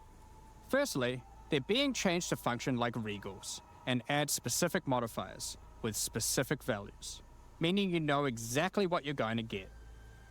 We found that players were often bottlenecked by regal orbs when crafting in the campaign, so this helps to fill that gap, allowing you to better upgrade your items. For example, this Lesser Essence of Flames, which will be able to add a flat amount of fire damage to your magic martial weapons. Secondly, we're adding many more tiers. That Lesser Essence of Flames, for example, has a regular variant and a greater variant too, adding even more fire damage with each upgrade. The intention of this is so that when you find one early on, you don't worry about holding onto it till later to use on a higher level item. You should feel free to use them as they come to get powerful upgrades during the campaign. Lastly, our highest tier of essences, now called Perfect Essences, will function like a Chaos Orb instead of a Regal. So it will replace one of the modifiers on your rare items with the specified mod. So LFG's your item. Such as this Perfect Essence of Flames.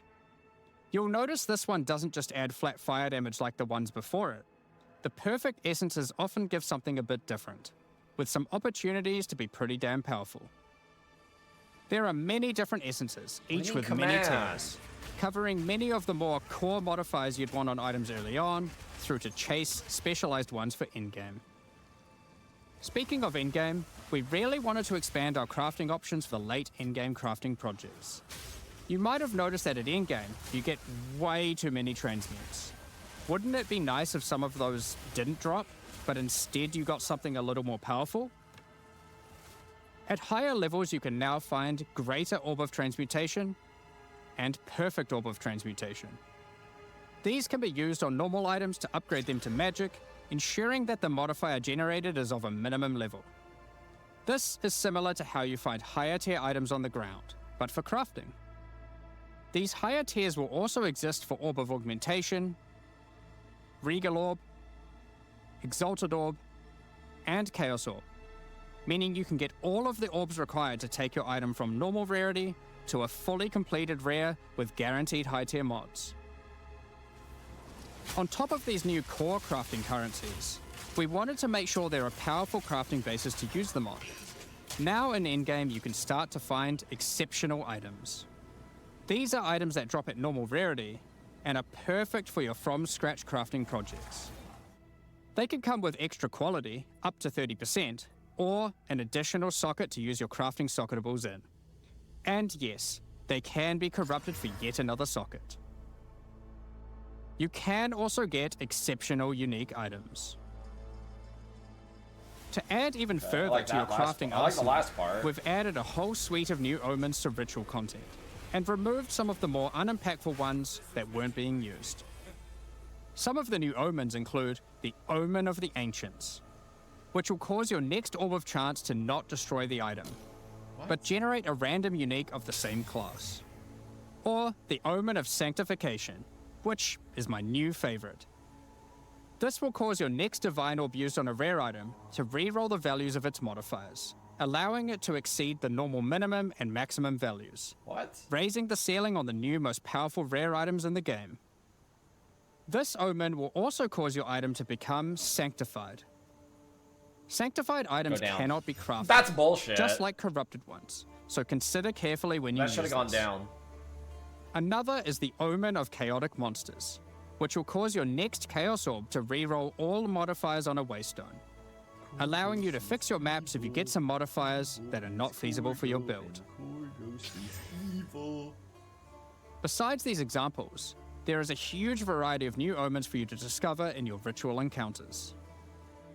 With the release of Act 4, notably taking place in the Karori Archipelago, you'll be able to now find a new currency item, Henikora's Lock. Henikora, the Karori goddess of death, has the power of foresight and is able to see many futures, including the outcome of your next craft. Yeah, use it on that one-handed mace. So, imbuing her lock onto an item gives you that same power too. For example, you'll know whether or not to use an Exalted Orb on your item, as you will know exactly what the outcome is. So, with all these new crafting improvements, it's safe to say you're going to be making some epic items, and not necessarily just ones for yourself. So given that, it's time to talk about a massive one. Trade. It's finally here. The moment we've all been waiting for. Fully asynchronous trade. Over the years, the way players trade with each other in Path of Exile 1 has morphed from using the forums, through to the in-game chat, all the way through to using the website. These systems, in all their iterations, work for a while, but with each iteration, new problems eventually reveal themselves. Be it requiring you to be in your hideout too much instead of out there killing monsters, or never getting responses from people who are either AFK or just can't be bothered.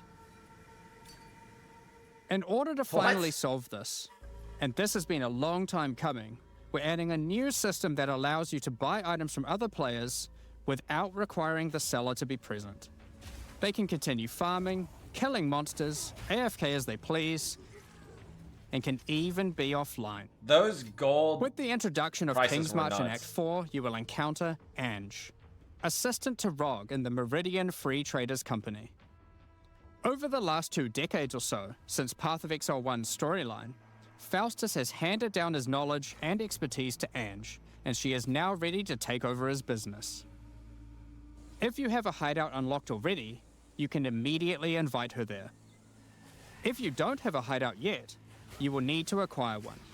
You can do this by completing a quest to defeat one of the bosses inhabiting an island in Act 4, allowing you then to take a slice of it for yourself, making it your new home and base of operations. Once invited to your hideout, she will now serve as operating your currency exchange, but also serve as the figurehead in your new trading empire. So, how does this new system work? In the existing trade system, you would list items for sale in premium stash tabs. And then when someone wanted one, you'd have to take it out for yourself and trade it to them. Now, instead of using those, you can give your items to Ange so she can sell them for you. Each item must have a price set. The prices are set using in-game currency items, such as Exalted Orbs or Chaos Orbs. Once a price is set, other players will be able to find the item by searching for it on the trade website. Once a desired item has been found, you can hit a button, which will instantly teleport your character in-game to their hideout. Then, you can immediately purchase the item, and while there, if you want, browse their other goods, in case there's a good deal someone else hasn't yet discovered. You'll notice that as a buyer, on top of the currency the seller set for the price, it also costs gold to purchase an item, as Ange has bills to pay after all. As a seller, you'll immediately receive a notification when an item of yours is sold, and can also see an effect above Ange in your hideout when she has unclaimed currency. Just go talk to her, claim your currency, and continue playing at your leisure. As many people already acquired premium stash tabs for the purpose of the trade system, we wanted to add a way for you to convert your existing tabs to Merchants tabs, if you want. You can do that here, on the website, but only if you purchase those tabs before the release of the third edict. To clarify, the existing trade system will remain fully intact, so your premium stash tabs will not lose any of their functionality. We just figured people might want to switch over to this new system. We expect a lot of feedback around this new system and are looking forward to trying it out with you. As we are not able to test internally with an entire, thriving economy, there will certainly be some kinks to work out. Based on how the system goes, we will be adding it to Path of Exile 1 when ready, so any of the tabs you purchase will also be usable there later. Next up, we're going to be talking about our new supporter packs. Today, we're launching 2 new series of supporter packs, the Justice and Trathan Executioner packs. Each tier contains the pack's full face value in points, alongside several exclusive microtransactions. As always, the microtransactions in these packs are purely cosmetic and do not affect your character's power or progression in any way. The Justice series of supporter packs contains 6 exclusive microtransactions. Claim glory after defeating enemies, or inspire your allies by calling down the Banner of Justice portal. The Sphinx Mystic hideout decoration will identify items for you, displaying them as it does so. This ancient creature has been presented with many items over the eons, so has some strong expressions to make on the quality of your wares. Become a true warrior, worthy of delivering the justice of the eternal gods, with the Apostle of Justice armor set. This armor set also comes with a matching back attachment containing a set of scales to measure your worth. With the Apostle of Justice finisher effect equipped, the Goddess of Justice herself will appear to decide on a verdict for slain unique enemies. Witness as she decides the fate of your slain foes. Will they ascend to be amongst the gods, or be banished to the underworld? The Griffin fledgling pet will be your courageous companion as you journey throughout Rayclast. Take your place in the skies in the Plateau of the Gods hideout. This hideout comes with many different sections for setting up your home or base of operations. In order to travel between them, you simply just need to walk off the edge. Like a true eternal god, you can float between the mountains on the clouds themselves. Name? The Trathan Executioner pack series also contains 6 exclusive microtransactions. The Trathan Executioner finisher effect is a brutal display of Trathan might, crushing slain unique enemies as if they were bugs beneath your heel. As a Trathan Executioner, you're the perfect master for the ever-hungry carrion raptor pet. It has taken a particular liking to the taste of other pets, and at your command it will swoop down and eviscerate them, proceeding to satisfy its hunger by feeding on their corpse. The nobles of the 4 major Trathan houses had their mercenaries, but if their hired hands became notably irritating, they'd have to call in the Trathan Executioners. You can now embrace their methods and become brutality incarnate with the Cruel Trathan Executioner armor set. Brutality incarnate. The matching Cruel Trathan Executioner cloak will shroud you in scarlet as you crush the skulls of your enemies and leave a trail of blood behind you as you build up a kill streak. Or use the alternate variant to simply put a skeleton on your back. Be bathed in blood as you mutilate monsters with the Cruel Trathan Executioner character effect. The swirling blood increases in volume as your spree of slaughter continues. Both this effect and the cloak use the same kill streak for tracking how much blood is shown. After a long and tiring day of executions, enjoy a relaxing game of dice with the Goblin Gambler's Hideout decoration. They'll definitely be playing fair, right? The Pulverizer map device brings a horrid efficiency to punishing the damned of Trathus. Each map you open will execute the next victims. This map device in its true ruthlessness tracks the total number of monsters killed, your kills per second, and your largest kill streak up to the point of the map being completed. This is then displayed on a leaderboard so you can take a measure of you and your friends' violence at the end of each map. Additionally, any microtransactions from the supporter packs will be made available for use in Path of Exile 1. That's enough about cosmetics. Let's get into the Q&A. But firstly, I want to give a huge thank you for your ongoing support. We're just about to start the Q&A with Ziggy D. Afterwards, at 11 AM NZ time, or 4 PM Pacific, we'll post Path of Exile 2, the third Edict's patch notes. With the release at the end of next week, our community team will be posting crucial information you need for the release. Keep an eye on the news. Thanks for joining us today and checking out our latest developments. We're looking forward to seeing your experiences with Act 4 and its new bosses, fighting the Abyssal, trying new builds, and crafting new items. We'll begin the Q&A shortly, so please get your questions ready. No new ascendancies, Big Nose. Big Nose, no new ascendancies. I'm ready for technical difficulties. Meek creature! It looks okay, I guess. In-game loop will be better for sure. More stuff to do. Hello, and welcome back, Exiles. After a absolutely monumental reveal, we now have a suitably juicy Q&A session for you.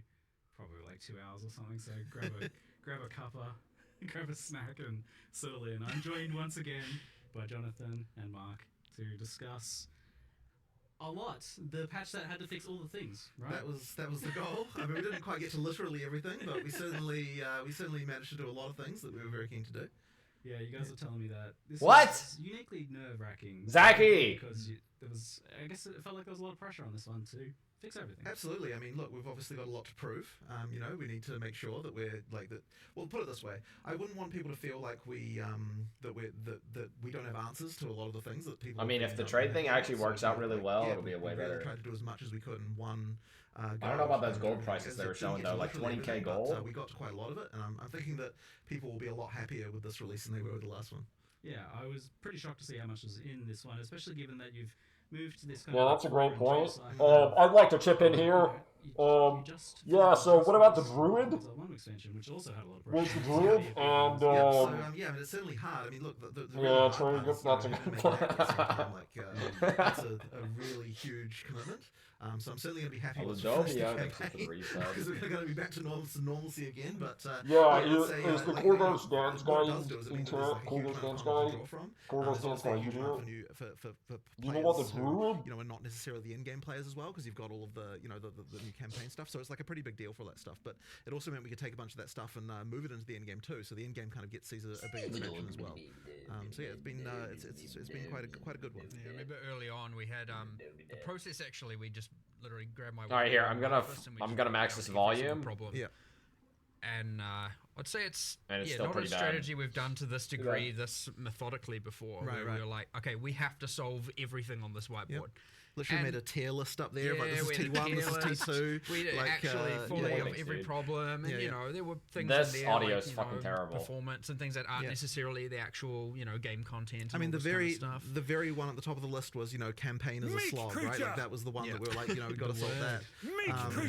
So things like that were just like because we're really trying to be honest about like here are the real issues. And the reason it ends up being a bit nerve-wracking is because we had a goal to fix all of it.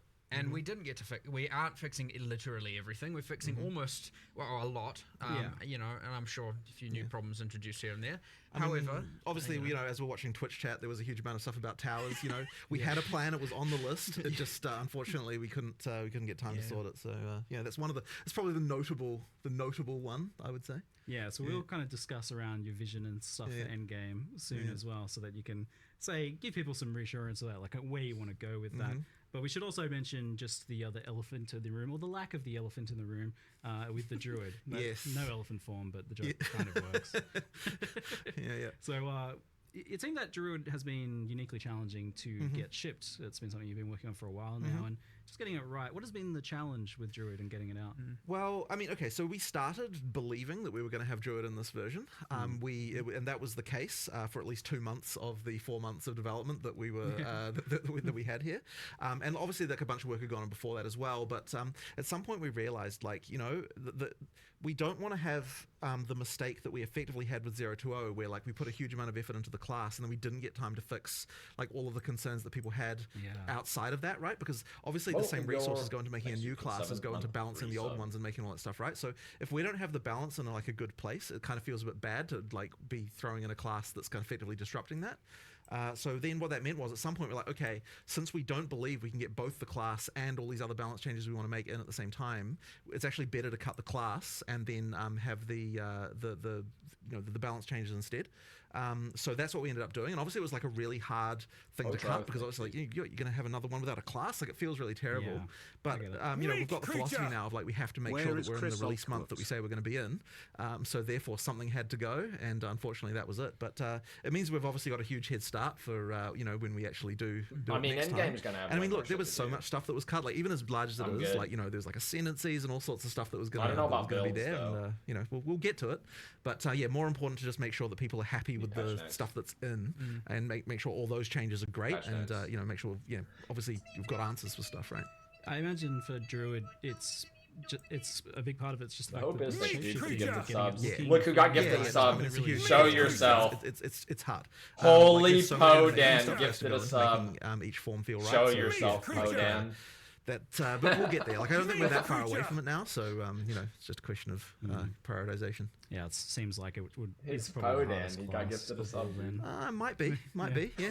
I think it will be. Yeah. You're getting a bit more ambitious as you go with each That class is true. too. Which That is true. Every class is a step Not up from hoping. the last in terms of that. Yeah. He fell asleep. Yes. So I guess on that note, do you have a vision for who's next after Druid, or is it kind of a race between them to see who ends up feeling most well, I've finished? always said that it would be criminal to go into full release without having swords. So you know, that's Yes. that's It's kind of a pretty glaring. It's a little bit criminal to get this far without. Yeah, having to be swords. honest, it is. Yeah. So I'd say that it is would be weird when you think about yeah, it. yeah. It's So, real weird. It's real weird. so that would be an obvious candidate. Is making sure that we've got. Do you think someone in this chat's watching the stream they've never typed ever before, and they're about to type Corgo's dance as their first message ever? Yeah, and as you said, the ascendancies are just kind of the same boat as they weren't. You weren't satisfied with where they were at to be able to get those in. So that's the things you missed, but that's like the list of the things you missed. Look, there it is. And doing something with towers. Yeah, So now we can talk about kind of what you have done. Instantly. We'll jump into Wait, endgame two of first, them. since I know people. That's a 2x the combo. towers and stuff have been a hot topic for people, so we'll Triple combo. we'll talk about the endgame. This wasn't ostensibly supposed to be an endgame update, from what you combo. were telling me, but it still seems like a pretty big endgame update in the end. Yeah, I mean, well, part of that is because we obviously get all the content that we produced for the campaign. We get to make all the endgame versions of that. That obviously adds quite a lot. But we did want to make sure that we weren't just being like, okay, so we're adding a bunch of bosses. Like, we wanted to make sure that the more epic ones that we added to the campaign have some new mechanic for them on the Atlas as well. So that's where we had those various mechanics with, you know, like the sandstorm and that kind of stuff. Yeah. Like, you know, those kind of like Atlas events. And it really does contribute to the feeling of exploration to have more of that stuff. And then, of course, you know, once you've got that, you can just start getting into, okay, well, what rewards is it going to drop? You know, then we started to think we need a new category of rewards that these things can have. And that's, you know, we started to think about the lineage supports and that kind of stuff. So it just ended up kind of adding up to quite a bit in the end. But yeah, it isn't like kind of like the big end game change that we wanted to do. Like we had a design for that, but we just kind of haven't quite got to it. So but it still ends up being quite a lot. And one of the big things that also I think will help bridge is the kind of mid end game part. You know, like that's still a problem that we want to improve. But yeah, like it adds quite a lot there because you know you're seeing that stuff on the Atlas a bit earlier. What's the problem there as you identify it? I mean, you've got this issue where effectively, and we are doing some stuff to address this, but effectively you've got like the pinnacles at the end, and you've got like obviously when you start you've got a bunch of content, but it doesn't feel like there's those kind of mid-end game goals that you can easily achieve. That's kind of the issue that we're trying to just solve. a lack of direction, right? Right. Nothing's there's not enough like really guiding you. Like the narrative kind of falls apart there, right? Because it's just like open world, and you want a bit more of you know telling you where to go, what to do, have those goals where you're like I want to do this next and this next, as opposed to like I could do this or this or this. It's nice to have those, but it's nice to also have this the things kind of directing you as to like this is exactly what I want to do. the boss I want to get to. So there's kind of just And a he's big been gap there. We following want to for add a 11 whole years, bunch of stuff. and that's the only we one have a message huge he's plan, ever- but he's again, been it's subscribed like for 106 months. yeah, we need to you got And this that's the only message working he's on a ever tried campaign, after you've got 11 working on the years. end game, and you got all these like how do you juggle all of these things? It is brutally difficult, and you end up having to think. So I would expect, next expansion to be way more end game centric in terms of fixing all of How's this that even because possible? it was on the whiteboard. But we did do some stuff with what we had. So like that splinter change, I think, is going to be quite a big one. Yeah. Like it doesn't look like much from what we showed, but what it does mean is that you've got pinnacle fights earlier in your in the experience, and of course you've got the thing where we're making it make more sense with regard to the difficulty, the access to the different difficulties by having it so that it's cheaper to get to the lower tier ones. So that helps quite a lot, and I think that'll improve things quite a lot even just from that. So yeah, And like of course you got the league now in endgame as yep, well. and of course there's It's a league there too. The Wisps were Wisps, sure. Wasn't really a league. It's kind of just like Genuinely, only 10% of the not viewers really are done listening before. to And a this. lot of I people doubt here even who may not 10%. really even know what This a league is is. the worst part. We kind of had it with Dawn of the Hunt, but yeah, I mean, having Abyss in every single area, there are abyssal icons you can find on the map. You can't add them because they are in every area, the Abyss. So, and you have, different the waystone crafting and stuff like that. So there's a lot of endgame just added by the league's existence as well. Plus a lot more combination of the league mechanic with other mechanics as well, which is something that I'm always keen for with leagues, is like have a bit more interaction. Yeah, So, you were telling me that you had ascendancies. specifically made Class it so that rewards. Abyss would have specific Some of interactions that warrior with stuff looked basically okay, everything but else. that guy's still Like gonna if be a rogue slow as exile fuck. is standing Unlucky. there, you get a special boss based on the rogue exile. So that's a rather interesting extra combination stuff there. It is interesting because this is a league mechanic. It's in every zone. It's guaranteed. That's part of a league mechanic. But does this also have like Atlas tree integration in the way that it would later on as it becomes like a core element? No, not the way that's kind of handled is through some of the waystone crafting. Yeah. We, depending when the league ends, we obviously do the whole again more for people who maybe don't know what a league is and how we handle this stuff in POE 1. I'll over-explain it a little bit, but yeah, generally we review the state of it at the end. We see what changes we want to make. Sometimes we add it to the core game immediately, sometimes later, and then we add it to the tree and decide how we want to invest into all the different things. But we try and have the meta progression, so to speak, of a league within the leagues itself, and not connected to the core tree, because you could have a separate tree. It is a thing you could do. But in this case, it comes in the form of the waystone crafting. You did an experiment with that recently in Path of Exile 1, doing that in a league, and you didn't exactly like the result. Different because it's not a separate tree, and that was during Necropolis, yes, and it felt like because it's in every area, you have to take it. Yes, exactly. So that didn't work. We're not going to repeat that mistake. It could be a separate tree, but we just did it through the waystone crafting stuff instead, and you can invest in the Abyss and juice the Abyss that way. And I mean, we'll see how we fold it all in as we go into the 100%. 040 though. Like that'll be an interesting one. All right. Well, one of the kind of endgame issues that I've identified in the past What, was Marauder kind of how the Urki's in the Atlas game? trees worked and progressed and what they afforded, and it felt very top heavy. Like you had to beat the boss to get points to just scale. Well, the that's boss what I'm talking difficulty. about with the lack of mid-game stuff, right? Yeah, exactly. So that's changed now though. Like the league mechanics don't scale difficulty of bosses at all. They're just about what the content is in maps. Yeah, right? and you get the points way earlier. So in fact, you even some of them, we made some changes to that actually as well since last night. And thus it wasn't in the live stream accurately. It was talking about how you have to complete specific objectives like killing the Delirium boss and whatnot to get your points. It's actually just now you follow the quest line, and there's a point in where you get the tablet, which is after you find the league and you kill the, just do a Delirium, you successfully go back and get a tablet. You're also going to get the first 2 points there. Now I wanted to change it so that you can get if we have 8 points, you get 4 points before the pinnacles and 4 points from the pinnacles. Right now it's 2 and 6. We're still looking at this just because we made a change last night. There's a good chance we might end up, adapting this a little bit more. So it's even the first 2 points come even sooner and even more obviously. Like you don't have to RNG into finding a boss in order to get those first 2 points now, which was mentioned there. No longer going to be the case. But we just want to really make sure we're smoothing that progression through, getting that stuff earlier, all that sort of stuff. So the other thing was you've got this kind of world map. It seems to be exploration focused. The recent you did in Door of the Hunt actually I thought were a big step forwards in that regard. There was a lot more exploration with the new unique maps, and even towers. I felt like when you're using them as an exploration feature work quite well. Like they leapfrog you to your next. You see that next unique map over the hills. That's like a cool motivator that pulls you through, and that helps with that mid-game issue you were talking about. Is that kind of the goal, is to make this like really exploration focused?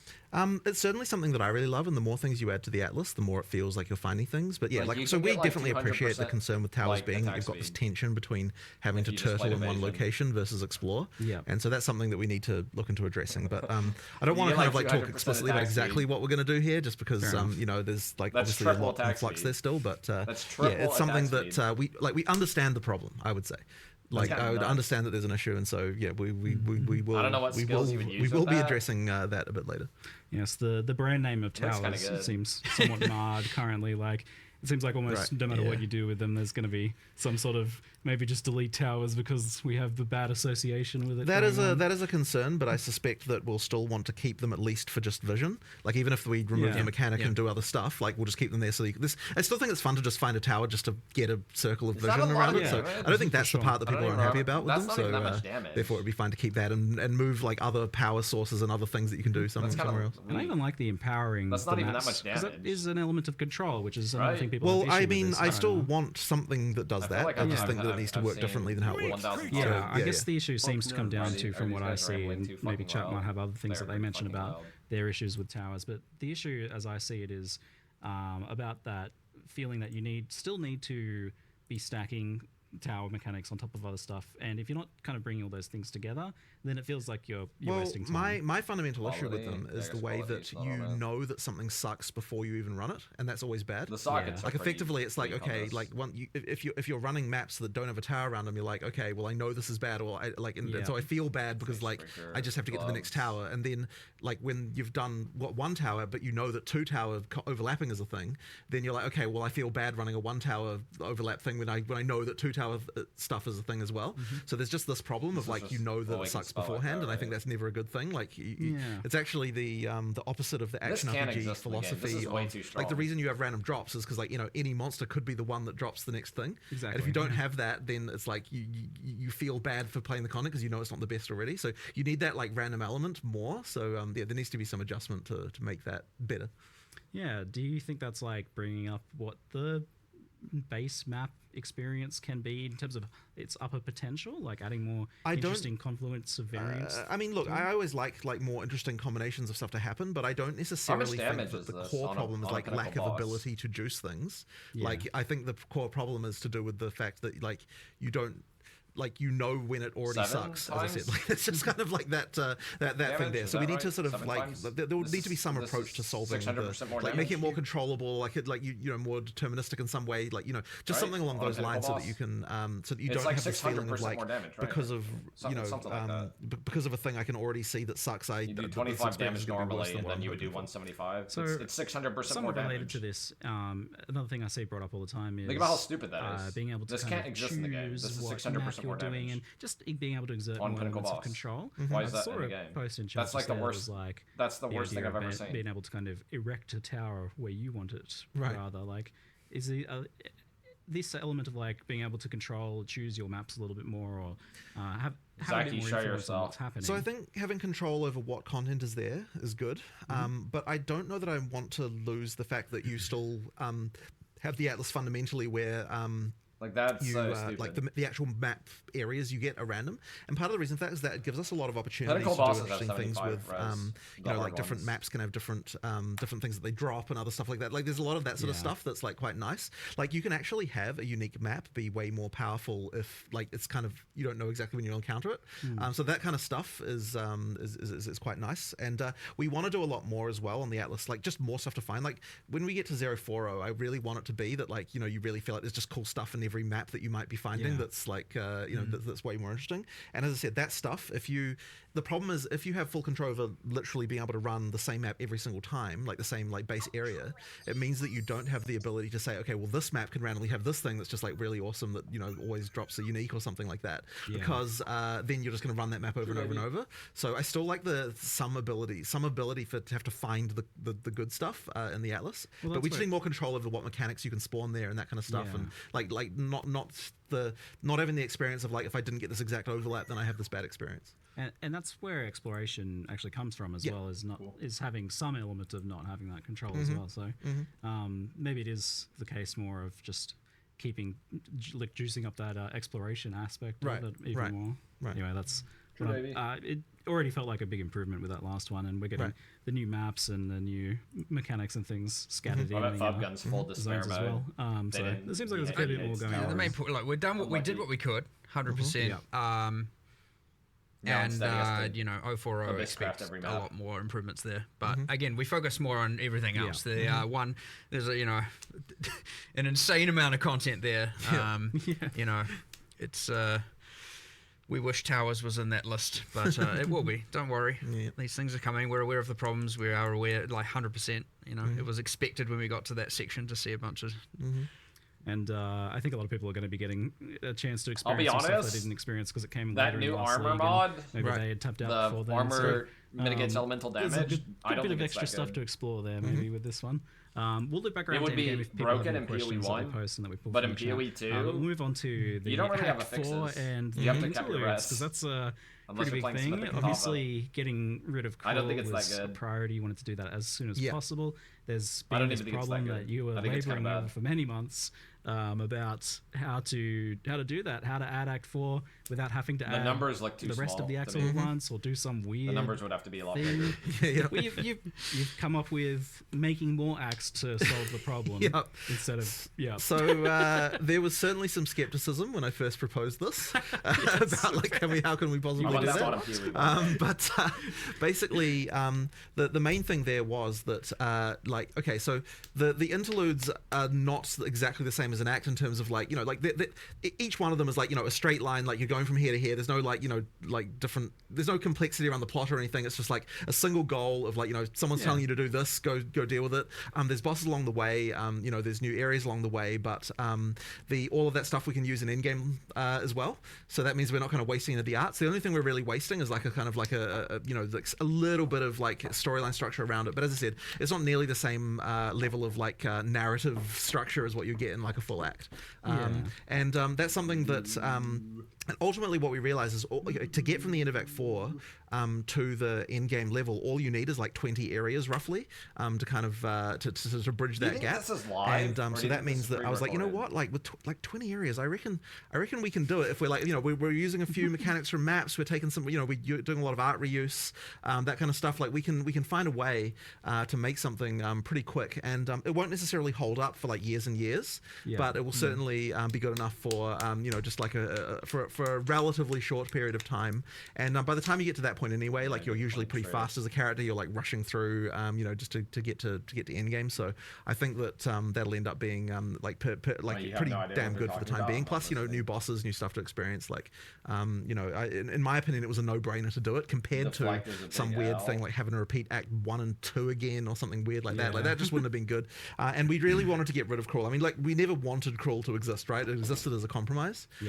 So being able to get rid of it is. I like obviously, Wind Dancer something Gale we were Force. very, I think very that keen is to how do. you solve There was evasion something. defenses for You getting get to the Act a big 1 hit. crawl, That's and how it you're like, should be. I've know all this content. You're ultra powerful, and that's a little bit feel good. And then you're like, ugh, doing all this again. Wears off quickly, You know, it's just like a little bit like. Just, You you put, know like, you can 2 do or 3 it. You things know that at are, that like, point Wind you're Dancer like, Gale oh, Force, just get me to and then end it's- game. Like, I think it's you know, like whereas that. when you're playing through, the new acts, like it feels, well, with Act 4 and the interlude, it feels just a lot more natural and still fun, and you're discovering stuff, and it's not that just like, oh, I just did this like. For, at least for fast players as well, they're going to be like, oh my god, I just did this like a few hours ago. It's like just too short of a time. But one thing about Act 4 and the interlude, by the way, which I think is really cool, which is very different, and something you don't really appreciate until you play, is you get to Act 4 and you're like, okay, where do I go? Well, I have many places I can pick. I mean, Jonathan was talking about how their kind of interludes are kind of straight lines, but there's 3 of them. But there's 3 of them. You can do them in any order. There's a choice immediately there, right? You can do those in any Yep, order. you do them in any You order. can do them in any Huh? order. When you Didn't know complete that. when you complete one or partially complete one, it levels up the other 2. They always stay, ahead, and they bridge the Wow. gap, so you can do them in whatever order you want. It'll be interesting to see the speedrunning strategies because like there's different Yes. bonuses available. Like the spirit draft comes from 1. Yeah. Okay.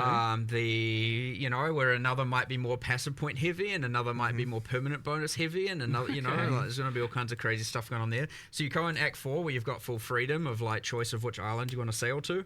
and then you go into the interlude and you're like, which part would serve me best? And maybe the answer is do a couple areas of this part and then swap to another and do that one, and then like who knows? Which is fine, because again, as you progress through them and defeat the bosses, the other ones will level up and keep up with the level. So you can do half of each and then do the half of each again. You can do an area of each, and then That's wild. I didn't realize the interludes were sandboxy like that, because I was planning on asking about how the fact that Act 4 is like a sandbox for like the great portion of it there, and that's going to be super interesting from like racing and speedrunning perspective as to what people take. But also that does seem like it might help with the campaign slog. The repetitiveness of it if you can kind of do things in a different order each time. Is there some good reasons to do it in different orders as well? Like you mentioned, like differences in rewards, differences in challenges too, I imagine, for different builds? Yeah, for sure. So like the reward thing is like probably the main reason you'd change the order, depending on what's going to work best for your character right now. So yeah, each one has got stuff that like we're taking all the different fixed bonuses. I think that actually the fixed bonuses are different a little bit now, aren't they, than the way that they were when they were in Crawl? Did you change what stats they were? I thought you did. The passive point number is the same. Yeah. The spirit is the same, but the other bonuses, we've kept like that you got before, but some of the other bonuses from, like, for example, Crawls, the snake in Act 3, I can't remember the name of these areas. We have internal names, the old snake chamber. The reward from that will be slightly different, because not all three of those options are available, and they're available in different ways. Some of it might be, some of it might not be, and some of it will be in Act 4, some of it might be in the interlude, so it's kind of mix and match all over the place. But there's some pretty cool stuff in the interludes that you've obviously got your permanent bonuses, you've got your skill points, you've got just like which bosses do I want to do first or last.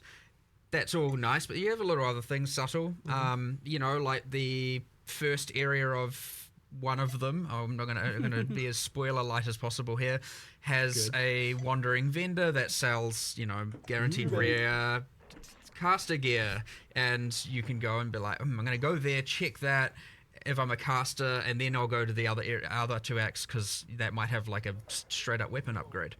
And then there's another act that sells a whole bunch of greater runes, and so you might be like, I need some runes, I'm going to go there, find that vendor, get some runes, and then go to another. And then one of them has, and you're going to have to find this for yourself, one of them has a nameless seer in it, and so go for it, find that. And I'm not going to tell you which. So do you know in advance some of these rewards so that you can make this decision? Like maybe not those kind of secret ones. But... I think it doesn't. Does it say it on the? Does it show it to you on the world map? You generally see the icons on the world map up to the point your character and the NPCs could reasonably know about. Yeah. Okay. So it depends on the act a little bit. In some cases, it's like no humans have been there, so you can't know until you've opened it, and then it will, or until you have been told about it or know about it or advanced the quest, and now you see all the icons. So some yes, some not, and be a bit of a discovery process. But like, look, it's gonna players are gonna share information pretty damn quickly. This shit's always boring. It's actually quite fun having all this different choice and different axes, and we haven't had this level of like, sure, you've got Path of Exile 1 Act 2's go left or go right, and you got a little bit of that in like Act 8, but you don't get this much like parallel things going on like this in a kind of interesting way. So it'll be, I suspect it'll actually last a little bit longer than we anticipate, given how we had to put this kind of 3-part thing together. So does everybody despair because no Duwuid? Yeah, that's the hope. Okay. All 3 interludes kind of appear on one world map, so you kind of got 3 parallel tracks you can see on one map. Cool. So yeah, that's how that works. The Duwuid. Decision paralysis is going to set in. Where do I go? I think a lot of people will just pick one just because it's the first one. Yeah, probably, I bet that'll be the most common You'll choice. see stats on that, I'm sure. It's 60% pick rate for the first option. Yeah, probably. Left to right's most likely. Left to right makes sense. The order of the islands in Act 4 a little bit less predictable. Yeah.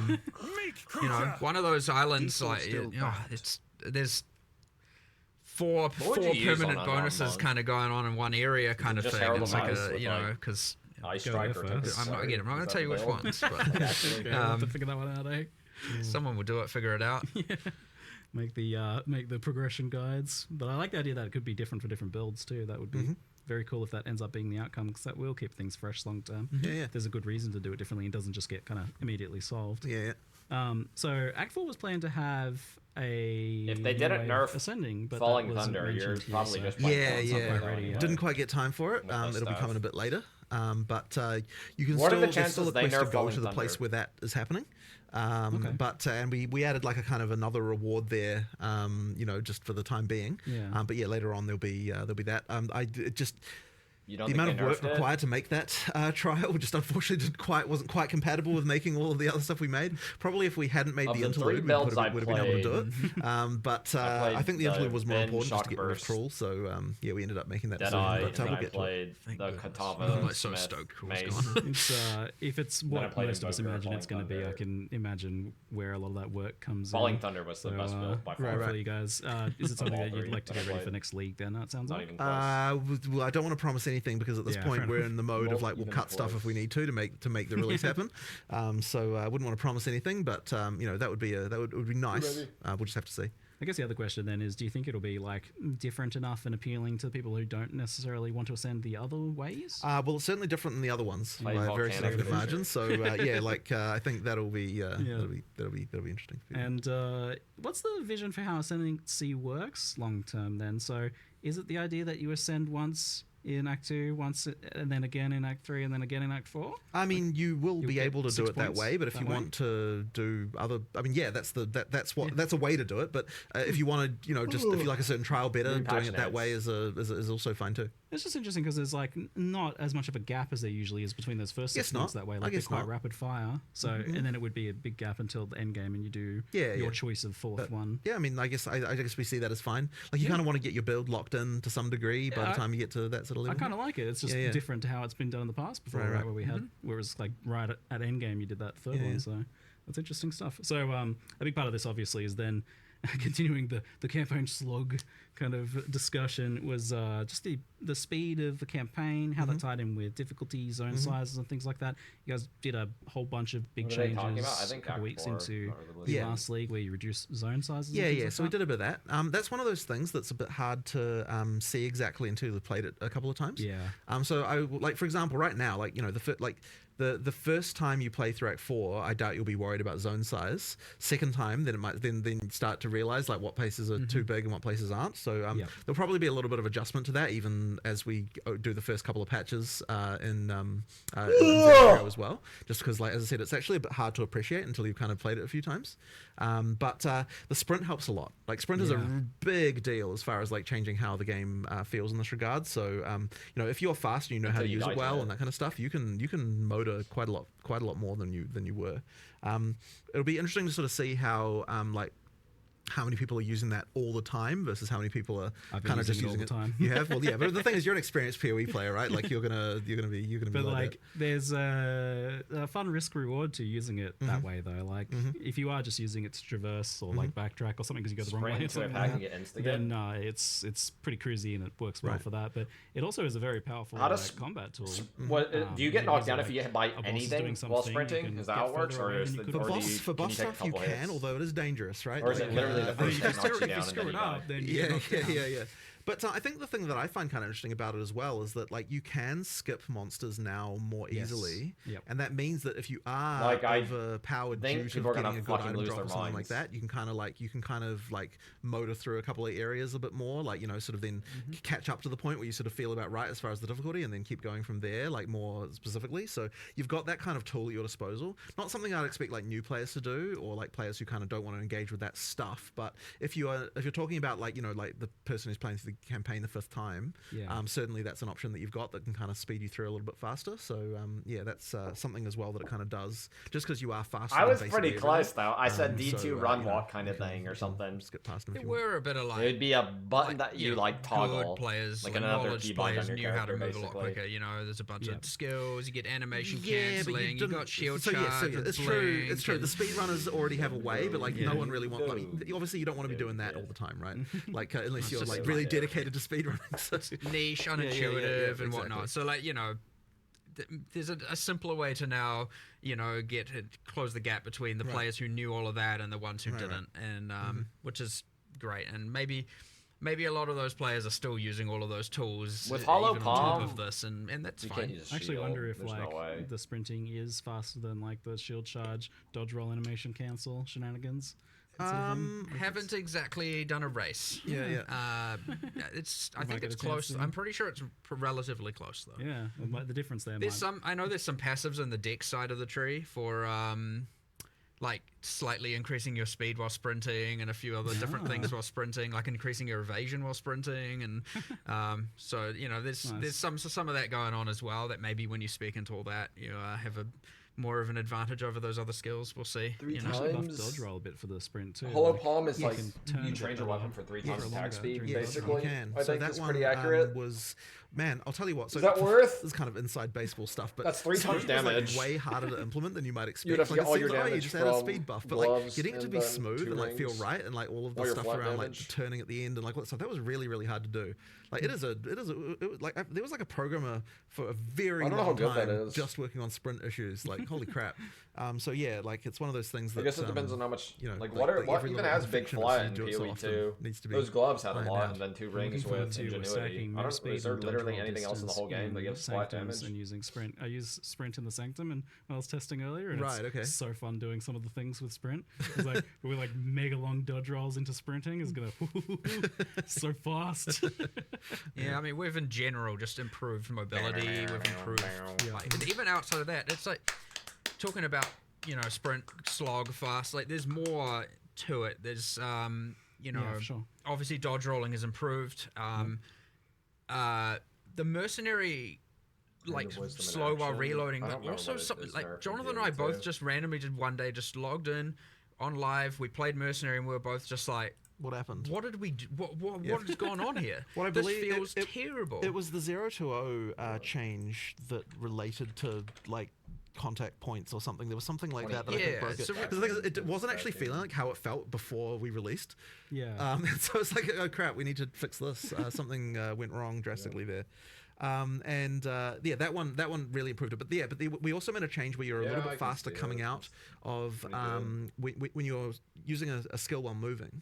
Yeah, you're a little bit faster coming out on all classes. So that actually affects the Ranger and the Sork as well a little bit. It's not like at first it seems quite subtle, like but when you play it side by side, it actually makes quite a difference, even though it's a relatively subtle change. Like it worked as well. And then you've got things like with the block being faster, like you're just overall more mobile, with a lot of the stuff. Like I think it's helped a lot.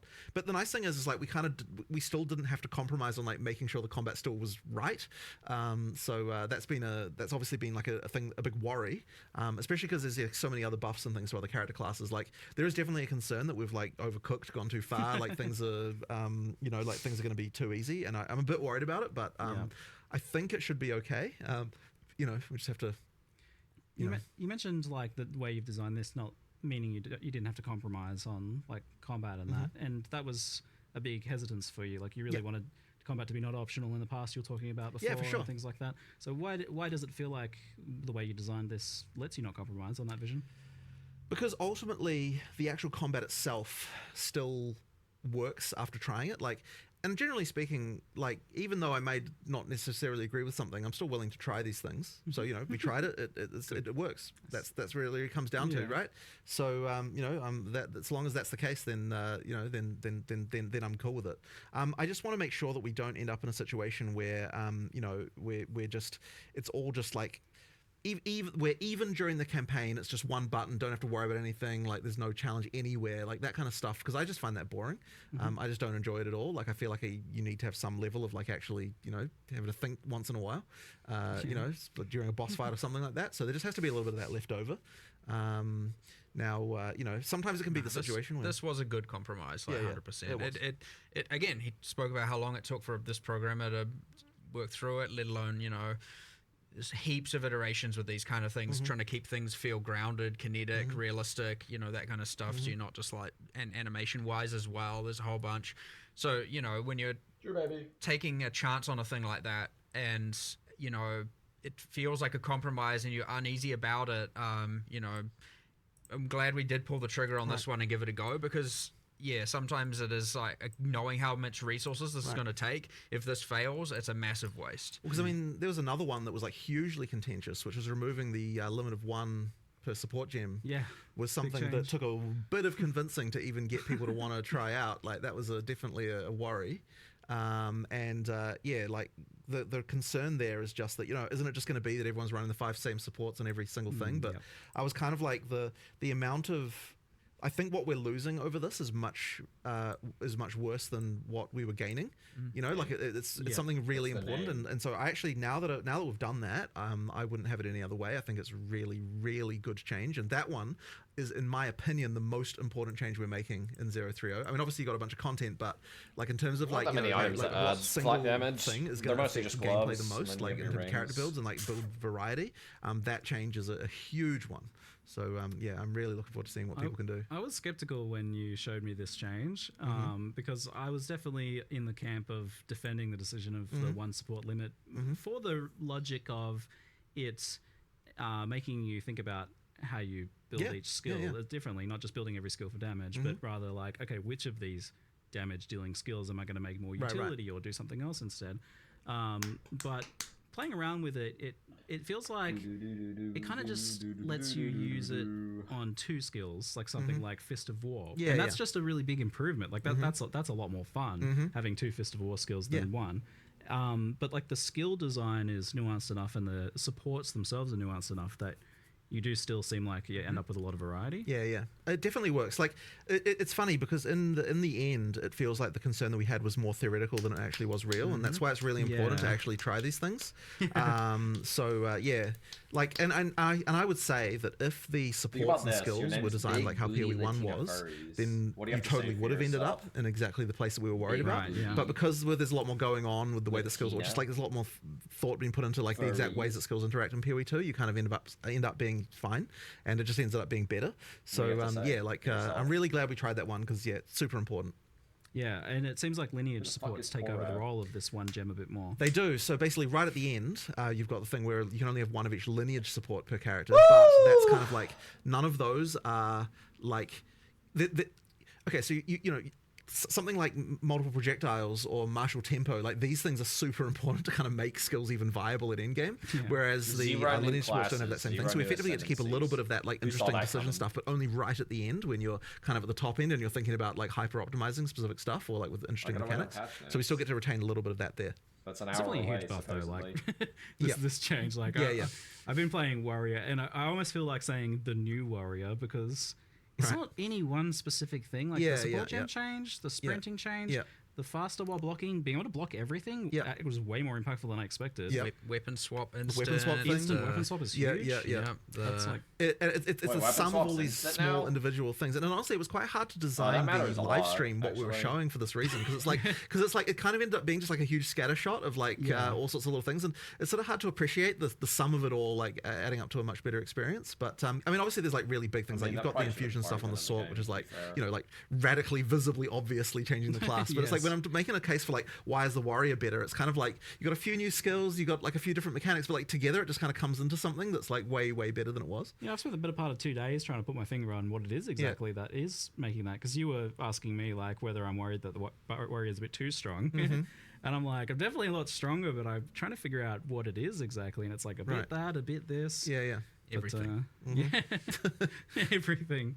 Definitely feels like way more fluid, faster, smoother, chunkier all at the same time, because you know I've got more Fist of War skills going off.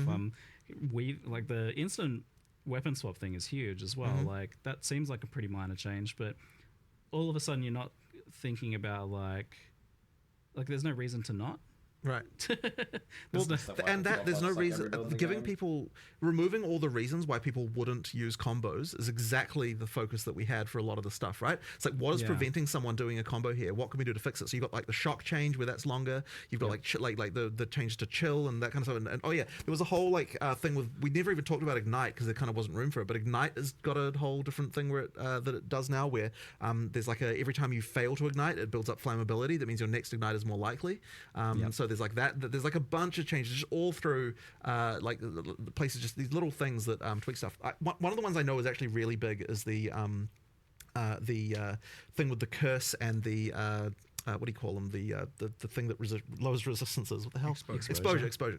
Yeah. So exposures, right? Like it seems so tiny. Like, oh, let's make it so that you don't have individual exposures for different elements. But it's like it actually changes the gameplay so significantly, because the moment that there's something that's going to add like 30% more damage in the case that it was before, that you don't have access to if you're going to use cross-element. It's like you're never going to use cross-element, right? Like you're never going to do it. So it's like really, really important to just remove every single barrier that's getting there, because we merged we merged cast on shock, ignite, and freeze into single. We did. So gem. there's no more cast on shock anymore. It's cast on ailment for that wow. reason as well, right? Exactly, right? So literally we're like, let's find every single reason that's going to stop you from wanting to be able to use multi-element builds and actually try to improve that, right? Yeah. And guess what? You can still just play one element if you want. Yeah, you can, of course, right?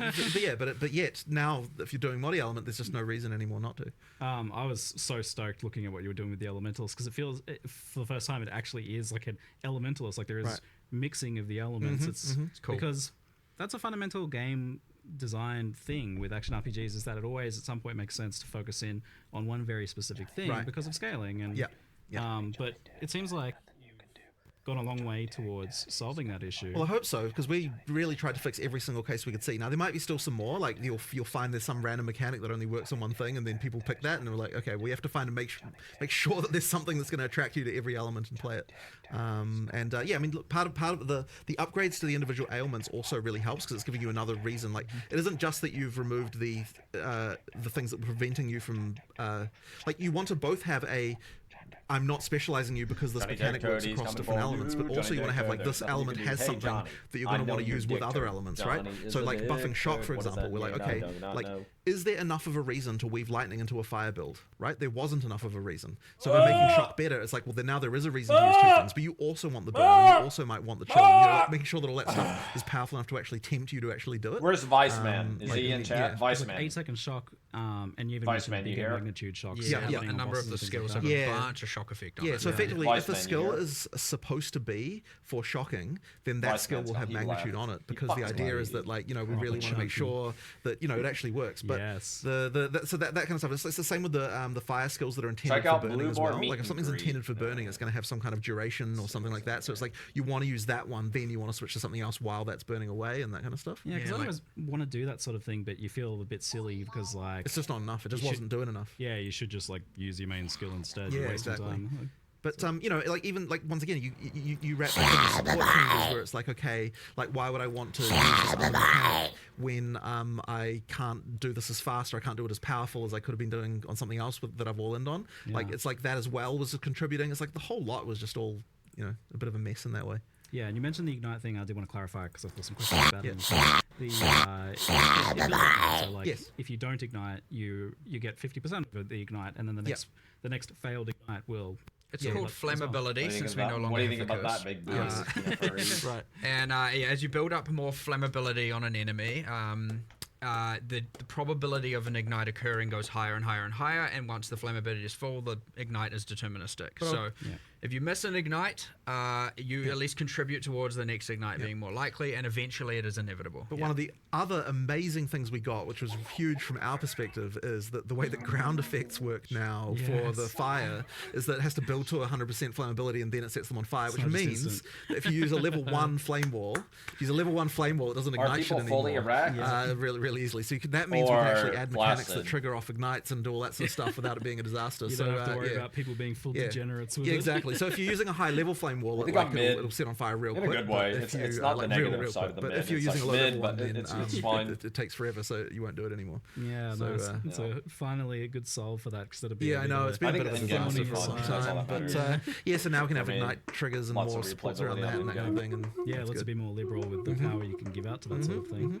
And just the consistency has been a pain for any ignite builds for a while now. So that's just going to be actually consistent now. Yeah. So that's really good news. And I saw that freeze was getting a lot better too. The same idea of like any freeze skill. So the freeze skill for that one we didn't. I believe we didn't change the sort of base freeze balance exactly. It was more that freezing skills just have more freeze going on. Yeah. And then there was also the other change, which I guess we didn't even cover really, which is that anything that consumes.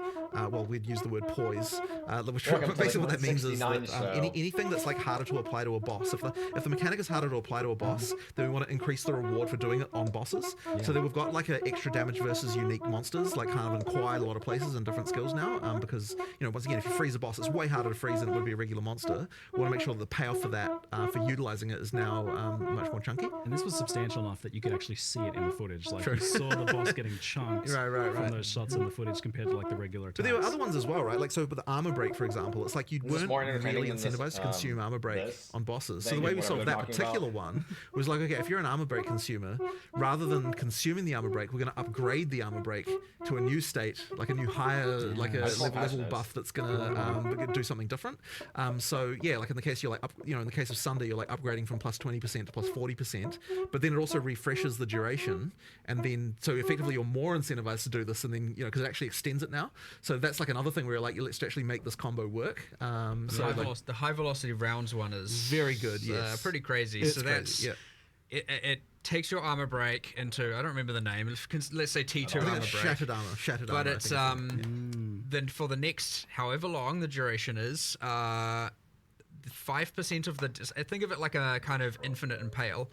5% of the damage dealt by the high velocity rounds is dealt on every single hit for the rest of the duration. And that means every single pellet of a shotgun is doing a percentage of the high fragmentation rounds is 10 hits. And then the consumed days on Monk is the exact same thing. So if you do the vaulting days vaulting impact, and then you have, if you have staggering palm up in a temper spell and you do whirling assault, you're doing all the whirling assault hits, all the projectile hits from staggering palm, all the temper spell hits, each of which are doing a percentage of the vaulting impacts thing on hit, and you just melt things. So juicy. I saw Days as like instant application too. Yes. Well, that one was kind of worthless before, so we're like, let's just make it actually work.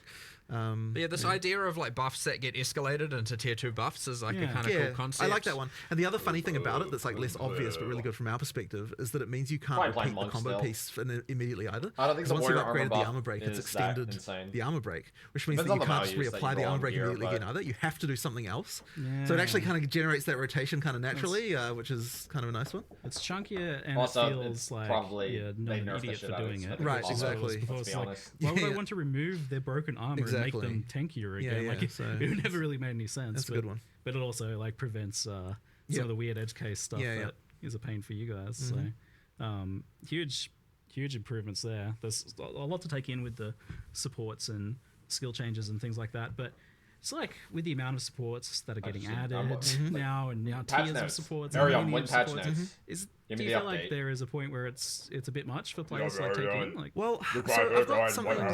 There's some stuff around this that I would like to improve, which is that first of all, we did a full pass on recommendeds to like, because there was a lot of terrible recommendeds right now, and so we did like a full pass on that. So basically, what I'm hoping is that now, at least all the recommendeds are not bad. Like I was kind of trying to really answer the question of like, are these 3 supports the truly best supports that this skill could have? Right? And previously we had this extra constraint that kind of screwed this over, which was that because you could only have limit 1, there was always this thing of like, but would you use it on the skill or would you use it on a different skill that we were always kind of working around? Now we can just be like, what are the 3 best options, right? With no other constraints, right? And so that means that like that immediately makes it easier for us. But I think the other issue was that what it was, the whole like, there's too many supports thing, part of it was because since the recommendeds were bad, you kind of had to go to the other screen where you got all this other stuff. It's like, if you actually rely on the recommendeds to be good, it's like, it doesn't, the fact there's a bunch of supports doesn't kind of matter as much.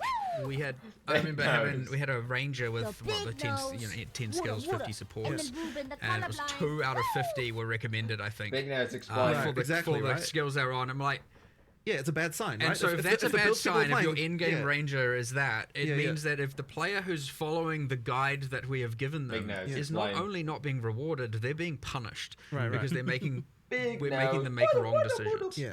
So, and I'm sure there'll still be a few that are incorrect on there, but like hopefully it should be way better. And the other thing as well as I'd really like to do is I think that we might want to get into starting to recommend more stuff, or maybe even like recommending stuff based on the previous stuff that you've already done. That's crazy. Which might be just get a bit complicated, but I'm kind of like, I feel like we maybe should start thinking about that. Like, maybe, but then it's kind of like, or maybe like if you've got this other skill on your build, then this becomes an option, or there's something like that we might have to do, because I think there's more we can do there. But whatever. For now, it's just at least we're like, here's the 3 best shit. Oh, but also the names. I know. The names are so much better now. Yes, right. So we did a pass of like making the names more obvious. like because there was a lot of supports that just kind of weren't. Like search for what there's this thing that does a thing I don't Yeah, what is it called? I don't know. Yeah. Yes, I don't know. Whatever. There's something that doesn't score you alarm, but that one should be obvious, I think, but explosion. Yeah, but yeah, that's what it needs to be. no, I'm pretty sure it is called that. But yeah, Super bike. I remember just being like, Super bike. if I'm struggling with this, yeah, so many people must be struggling with this. Like I remember went to build Execrate or whatever. It was not the most intuitive of systems for sure. So massive step forward in the UX, the understandability, all of that stuff for sure. I'd say as you play it and as you take it as it comes, it's not overwhelming.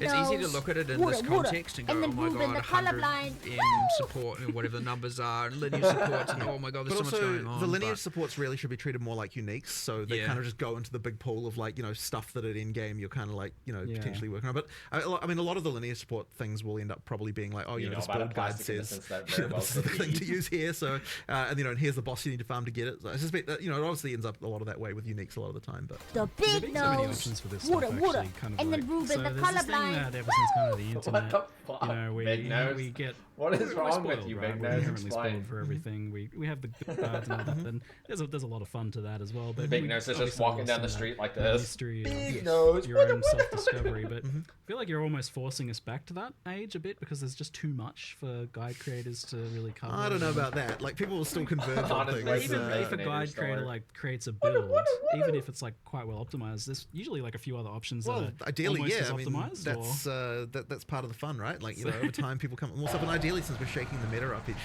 league as well, like there's still new stuff to find. I mean, that's like I think that Path of Exile is actually a game that still has that because of the fact that there's enough stuff and there's enough changes to cause it to be cool stuff to find that no one's discovered yet.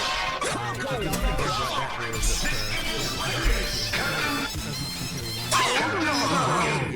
I think games like that where I guess so. But I mean, that really just comes down to the amount of meta shake-up that happens, Yeah, I guess so. Yeah, for sure. Match notes? Is that what they said? With the sheer amount of like supports and things, have you taken a look at how we obtain like sockets and get a 6-link and how hard it is to do that and how many we get? So there have been some adjustments. Actually, this is probably a good time to cover a topic that. I'm sorry, these are always really boring to me. We now have a system that allows us to effectively. I don't have a good way to phrase this really, but it's like, so I'll take the transmutes as an example, right? Okay. So in the live stream, we're like, it's dropping too many transmutes. We want to instead drop these more powerful ones. The way that actually works is that as you get higher level, it specifically takes like some of the juice, if you will, of the transmutes that would have dropped, and then instead drops higher level ones but less often. So the kind of the idea is that it's like, we're getting rid of the crap you don't want and the kind of like making higher, like better stuff that you just get less. So good. And we're actually we've actually changed over some of the ways that, for example, the way that uncuts now drop as you get into the end game as well works that way. So it's like it effectively turns. You're getting less uncuts, but you're getting more of the but they're turning instead into higher level ones, and like that kind of stuff. So like that'll change the game a little bit. Now I don't know if we're going to have that exactly perfectly right in the very first version, but effectively that should mean that you the way it makes that feel is kind of better in terms of getting those upgrades. So I'm pretty sure that I'm not 100% sure of this, but I'm pretty sure that the jewelers have also been changed to use that system instead. For the very top one, I think. You did the change. I wouldn't know. I think that one's been changed. You guys have really ruined the stream. You've ruined the stream. The stream used to be somewhere where I could actually play StarCraft, and you just won't let it happen anymore. What it does mean is that you won't let it happen anymore. I just can't play even one fucking game. I don't hear anything. I don't hear anything that's going on in the game. I literally move my units to intercept a drop and all my stuff dies and I don't even know because there's no fucking game sound. Because you guys are fucking morons. What's that all about? Why are you guys like this? What's wrong with you? What's wrong with your life? Fuck you. D68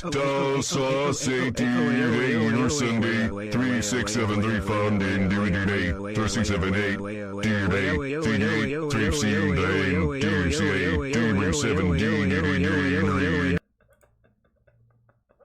if you're So that's probably not a word we should be using. But you can split them apart. Like if you're an SSF and you're not getting enough of the basic stuff to roll waystones, and you happen to be getting some of the higher tier ones, and you don't need them for your gear, downgrade them so that you can and split them into 3 so that you can apply them to your maps. You know, like that's the interesting. Criminal to split a perfect exalting. Well, no, you wouldn't do that, obviously. It's more about the greater one going into the other ones. Yeah, nice. Yeah.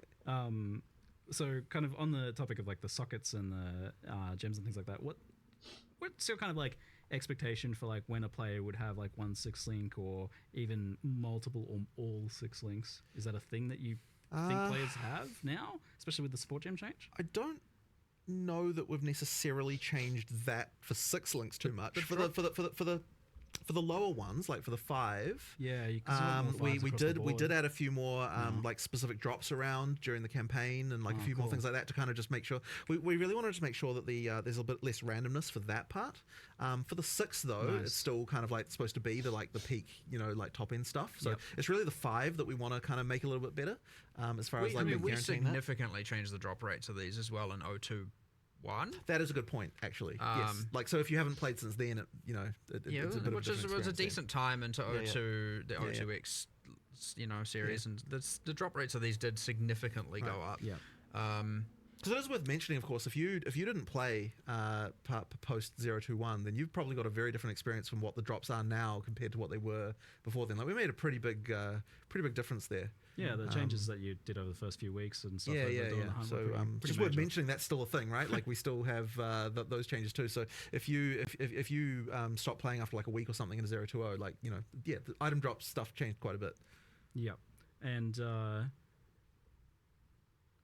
is it kind of the same thing for like level 20 gems and stuff like that? That's something that's I'm not meant exactly to be kind of like a chase long term. It is supposed to be chase, right? Like getting those higher stuff. But one thing that you shouldn't get anymore is the just like spam of crap you don't need as far as the uncuts are concerned. Well, during that 0.2x when we were looking at item drops and everything, I looked into the gems, and it was okay. So obviously we added that Venter's gamble box, and that was dropping them. And I was like, why does it feel like 90% are coming from that? And we looked into it, and then it was like, oh, these are like only dropping from the way the levels had been set up.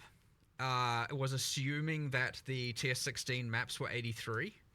Like in POE 1, the highest tier of maps. That's why they weren't dropping level 20 and gems. so the drop levels of level 20 gems were like dropping from only, the corrupted +1 level areas and all of that, and only from super restricted. And so I was like, oh my god, this was just a straight up error. Early So access, okay, it's we went back and we were like, I'm just gonna -3 levels from everything there. But that was a 0.2x change, to be clear. That was already fixed. Nice. That was a bit of a disaster. But also, inherent items. There was another change. Just speaking of gem levels, it just like clicked in my mind. We've actually, what we've done is taken all the wand, staff, skills, and whatnot, and we've effectively balanced them. Because the idea is you find your, like, let's say your volatile dead wand, you're going to use that for a while, like if you have good affixes, especially in the campaign. So what we've done is effectively balance them as if they were like 3 levels higher implicitly. And you can now get up to level 20 gems, dropping 20 inherent skills, even on unique items, for the ones that did level up from the ground as well. So like those are playing a, to add to the sorceress and other classes' arsenals. Those are playing more of a role as well, and then you can get your this is with like the uniques. torture. It's not one. Does anybody else feel you like don't this get is to a like point where they torture? all drop level 20. You get to a point where some are Or 18, is it some are just 19, me? some are 20, and so you're gonna get this like I kind of just you want patch want the notes. perfect unique with the perfect level 20 gem with the perfect plus that kind of thing going Plus on. exceptional. And so but the inherent skills should be a lot more impactful and a lot more meaningful now as well on the wand. That's and good. we've added a whole bunch more. I think we ended up adding like 10 or so new wands. I think it's and 8. Something I think like there's that. 8 new inherent skills, I think was the number. Quite cool. There's some quite cool stuff in there as well. These have been Immediately reasonably got the effective, like, people have unleashed, actually got the used them. unleashed staff finally back in. Oh, It was cool, for yeah. those who were at the OG or the from back second in the day. ExileCon. Yeah, from way back in the day. So that's been removed off Chronomancer, and a new passive's been added there, and you know, so since there are a bunch of other ascendancy class changes, by the way, that we didn't cover. Like just balance things and stuff. All the existing stuff seems to have gotten touched quite a bit. Yeah. But especially in like Am I Ranger, good? Warrior, Once I get the patch and notes, Elementalist, I'll be good. every class got changes. Yeah, I think. Sweet. I don't think there's one that we patch were notes like some later less, today, then? sure, some less than others, but I'm pretty sure every single class got a Big change. nose. Yeah. So I think it seemed that you get the access to the level 3 uncut supports pretty quickly. Like it was like Act 3 I found one? Yeah. So effectively you get So now those there's aren't effectively a tier per act. Those are rare. Like no. Yeah, like so because that's what I was thinking. I was like, oh, these tier 3 ones. Yeah, but bear in mind we we've sort of rearranged everything, right? Because what we've got is things that level up. So effectively in tier 2, you're often getting things that are level ups from tier 1, and so then we can push a couple of those up to tier 3. But then in tier 3, there's some of them as well. So you kind of it's sort of spread out a little bit more evenly, and the extra levels kind of mean there's more interesting upgrades. And one of the other things I just wanted to mention is there was this and part of the issue with the supports before is that there was kind of this decision fatigue you had a little bit with them as well, where it's like you didn't want to remove something to add a new thing. Like you'd more likely wanted to just all in on the thing you already picked. So having some level ups like that kind of actually just eases that a little bit, where it's like there's a really obvious upgrade sometimes if I just pick this, and sometimes it's just nice to have that. Gives you a little break. Yeah. I really like the new tier per act. I actually really value the fact that no matter what, when you get to that new act, obviously the interlude is kind of considered one and a bit act, so it's not you're not getting 3 tiers of supports there. But I really like that no matter what, obviously you get to the new act, you start seeing all the new base types, and now you have this new tier of supports, and so every time you get to an act, you're getting just like straight up like, all right, let me just get a bunch of power upgrades straight away. Yeah, it seemed like there was a much better breakdown in the progression now, in terms of both skills and well, like every second act you get new rune tiers. Every second act you'll get new every can't remember how that's split. I feel like that's 1, 2, 3, 4 and interlude, and then end game for essences. So like there's a lot of you get to act 4 and you get a new tier, you get a whole bunch of new base types, you get a new tier of essences appearing, and so on and so forth. It's like just feels really good getting to a new act and getting all the power from it.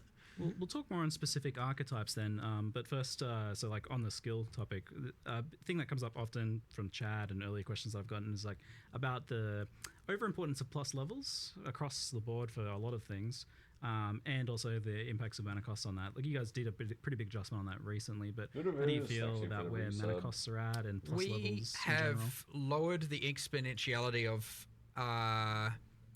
mana costs like pretty drastically, especially level 20 plus is going down a lot, like an absolute huge amount reduction. We're trying to keep the campaign relatively intact. There's another, you were talking about the importance of plus levels. Like one of the reasons for this is that a lot of in-game builds especially ended up using something that was using flat damage and thus scaled strictly from gem levels and not from your weapon's damage itself. And as a result, what a lot of people were using was, what's this magic weapon with just plus whatever the number is, 7 or something. We've actually changed quite a lot more things to be weapon-based scaling around the place. Obviously not on the sword. What's kind of like an example about that? Like, everything that was flat damage, all those unarmed skills, all the obviously different. With Hollow Palm gives you damage a different way. But with Shockwave Totem, all of the stuff, we're just generally going like, we just want weapons to matter, and this whole just using a single affixed weapon at the end is. It's not going to fly. Now, that being said, plus gem level, still pretty important, and especially in the case of casters. But yeah, the mana costs just got kind of out of control. Manageable in some cases with some builds, with others, not at all. So yeah, that's come down like a lot. I don't have the exact numbers. We were looking at a lot of the models yesterday of what the numbers were. Changing to, and I was like, look, I'm happy with the 21 plus, but there were some changes towards the later campaign that I was like, no, I don't do those, undo that change. So we're fiddling with the numbers a little bit, so that the intent was to obviously have it so that when we post the patch notes, we have something that's relatively correct. But of course, we like to tweak these things all the way through to the end, based on testing. So we'll see how it goes. But yeah, 20 plus in particular, way down. Cool. It got out of control, actually out of control. But I know that conversely, you do want mana to be a thing that you actually interact with. So where do you kind of want mana to be on a build by build basis? Like, what's the expected kind of like player solve. Or well, and as you can see from something like the new keystone we added for Leech applying to Elemental, like ideally, especially right side of tree, you can spec into some Leech. You got your Monk, you got your Ranger kind of thing. Ideally, being able to just solve your mana problem with Leech almost entirely. Nice. You know, you have obviously attackers in general are meant to have cheaper costs and do have cheaper costs. It is something an int character is supposed to have to deal with. To at least some degree, and I'd say that is relatively the case most of the time, especially when you start to get gem levels. It's just part of that puzzle for those characters, and that is intended. Now, it was to extreme, obviously, so that's come down, but it is still, you can't just get away with not investing into it at all. I generally, when I try and play on live, try and play the thing people will play in the least. So that I'm most equipped to be able to deal with the rebalance of it. So I just played a sorceress for the last league. I actually enjoyed the solving the mana thing, but yes, then once you have your plus, I can't remember all the values, 6 on your wand and 3 on your amulet and all of that stuff, you're just like, oh my, this is insane. And then certain skills just become completely non-viable. And, all of a sudden the triggers are just like, goodbye all your mana. And then you have, all that. And I was like, I had mana on every single slot, mana regen on every single slot. I had probably a third of my tree in mana, and like my damage wasn't a problem, but I was like, okay, this is just going too far. And and then I'm like, and I'm still doing far less damage than, whatever, some other build that's had to not care about it in the slightest. So, missed the mark for sure on that one, but, it should be a pretty drastic course correction on that front now, yeah. I like when you actively reveal yourself, boy. Good changes coming. I got a bone to pick with you. Well, the trade suffering got to a point where it's like, nah, this needs to stop. It got so much worse last league for me. I was like, seriously, just like, I'm so done with the AFK. Just please, can more of you be at your computer? And then it's like, well, we have this plan, we have the system. Let's just bloody get it done, so that we don't have to deal with this ever again. But let's talk about trade then. It's been a long time coming, much asked for. It feels like we don't have a thing to ask for now. Oh, big news. I wanted to tell you something. Almost. For now, we'll find out. Every trade system eventually becomes a problem somehow. So we'll see what happens. But yeah, obviously the intention was to try and fix all the problems that people currently have. This has been a big thorn in our side for a long time as far as issues are concerned. So I'm glad we've finally got something that we're kind of happy with. I'm really hoping it's going to turn out well. Obviously, one of the things you just can't really test. Let me tell you a couple things because you can do every theory that you want, but the economy needs to be real for it to actually make sense. So and I have been thinking about it non-stop since you told me that the trade was changing. It seems like it can have so many follow-on effects. Like, for one, all of a sudden, the amount of available items to purchase is multiplied by a huge amount, like ×4 for the amount of offline players that are now available at least. And then I'm going to list items that I wouldn't have listed before because I couldn't be bothered leaving them up. So that's doubles it again. Like, what's 10, 20 times more items available to players? Like, that's a big ready for your thing. deflect? It is, and that's part of the reason why we need the gold costs to kind of offset that, because that will potentially drive down prices in some cases. So you need something that's kind of a barrier so that people aren't buying things too easily. But at the same time, what I'll say about this is that the gold costs are there for that. One of the other big, really important things with the gold costs is it means that it doesn't screw your progression up too much as you're going through the game. So effectively, you've still, as you're first, going through your first experience, the prices have a bit of a floor, so that when you're in Act 3 or something, you can afford stuff, but you can't necessarily just buy a whole set of gear out of nowhere, that kind of thing. So that's kind of important. And then the other thing as well is, are they talking about something important? I'm listening. Hold on. Well, maybe not completely stops, but the hope is that it'll stop botting of high frequency trading, that kind of thing, because don't care. In order to be able to flip items, you would need to run maps to actually get gold, right? Because you can't get any other way. So effectively, what that means is that you can it's going to prevent that kind of thing from being an issue too. So the hope is that there should be a situation where we don't get catastrophic hyperinflation or something annoying like that, and if we can achieve that, that'll be really good. We did pitch the gold prices on the high end to start with, because we're a bit afraid. If it turns out everything's fine, we can lower them down a little bit, but they'll be a little bit high to start, just because we're a bit afraid, and we don't really want to have to jack them up after they when they were low. So you said this that they were pitched on the high end, but then when I asked you about how much gold it actually costs to buy something, like what amount of gold does it cost in terms of time or maps? The discussion was that buying a rare should cost you about 1 map worth of gold. That's like seems like nothing to me. That doesn't seem that high. Like, I mean, like it's you enough end up with a lot of gold. It's a lot for a botter, but it's well, not exactly much for right. a player, It's a lot for a right? botter. That's the thing. Yeah, sounds perfect. A little bit earlier in the game, this is a little bit different because you want to make sure that that you're not screwing with the progression too much. So it has to be a little bit adjusted. But effectively, that's kind of the goal. Just it's enough of a barrier to stop the flips, basically, because you still actually. That sounds low enough that the currency cost of the items is more likely to be a. I mean, that is the part that the players receive. So you want that to be.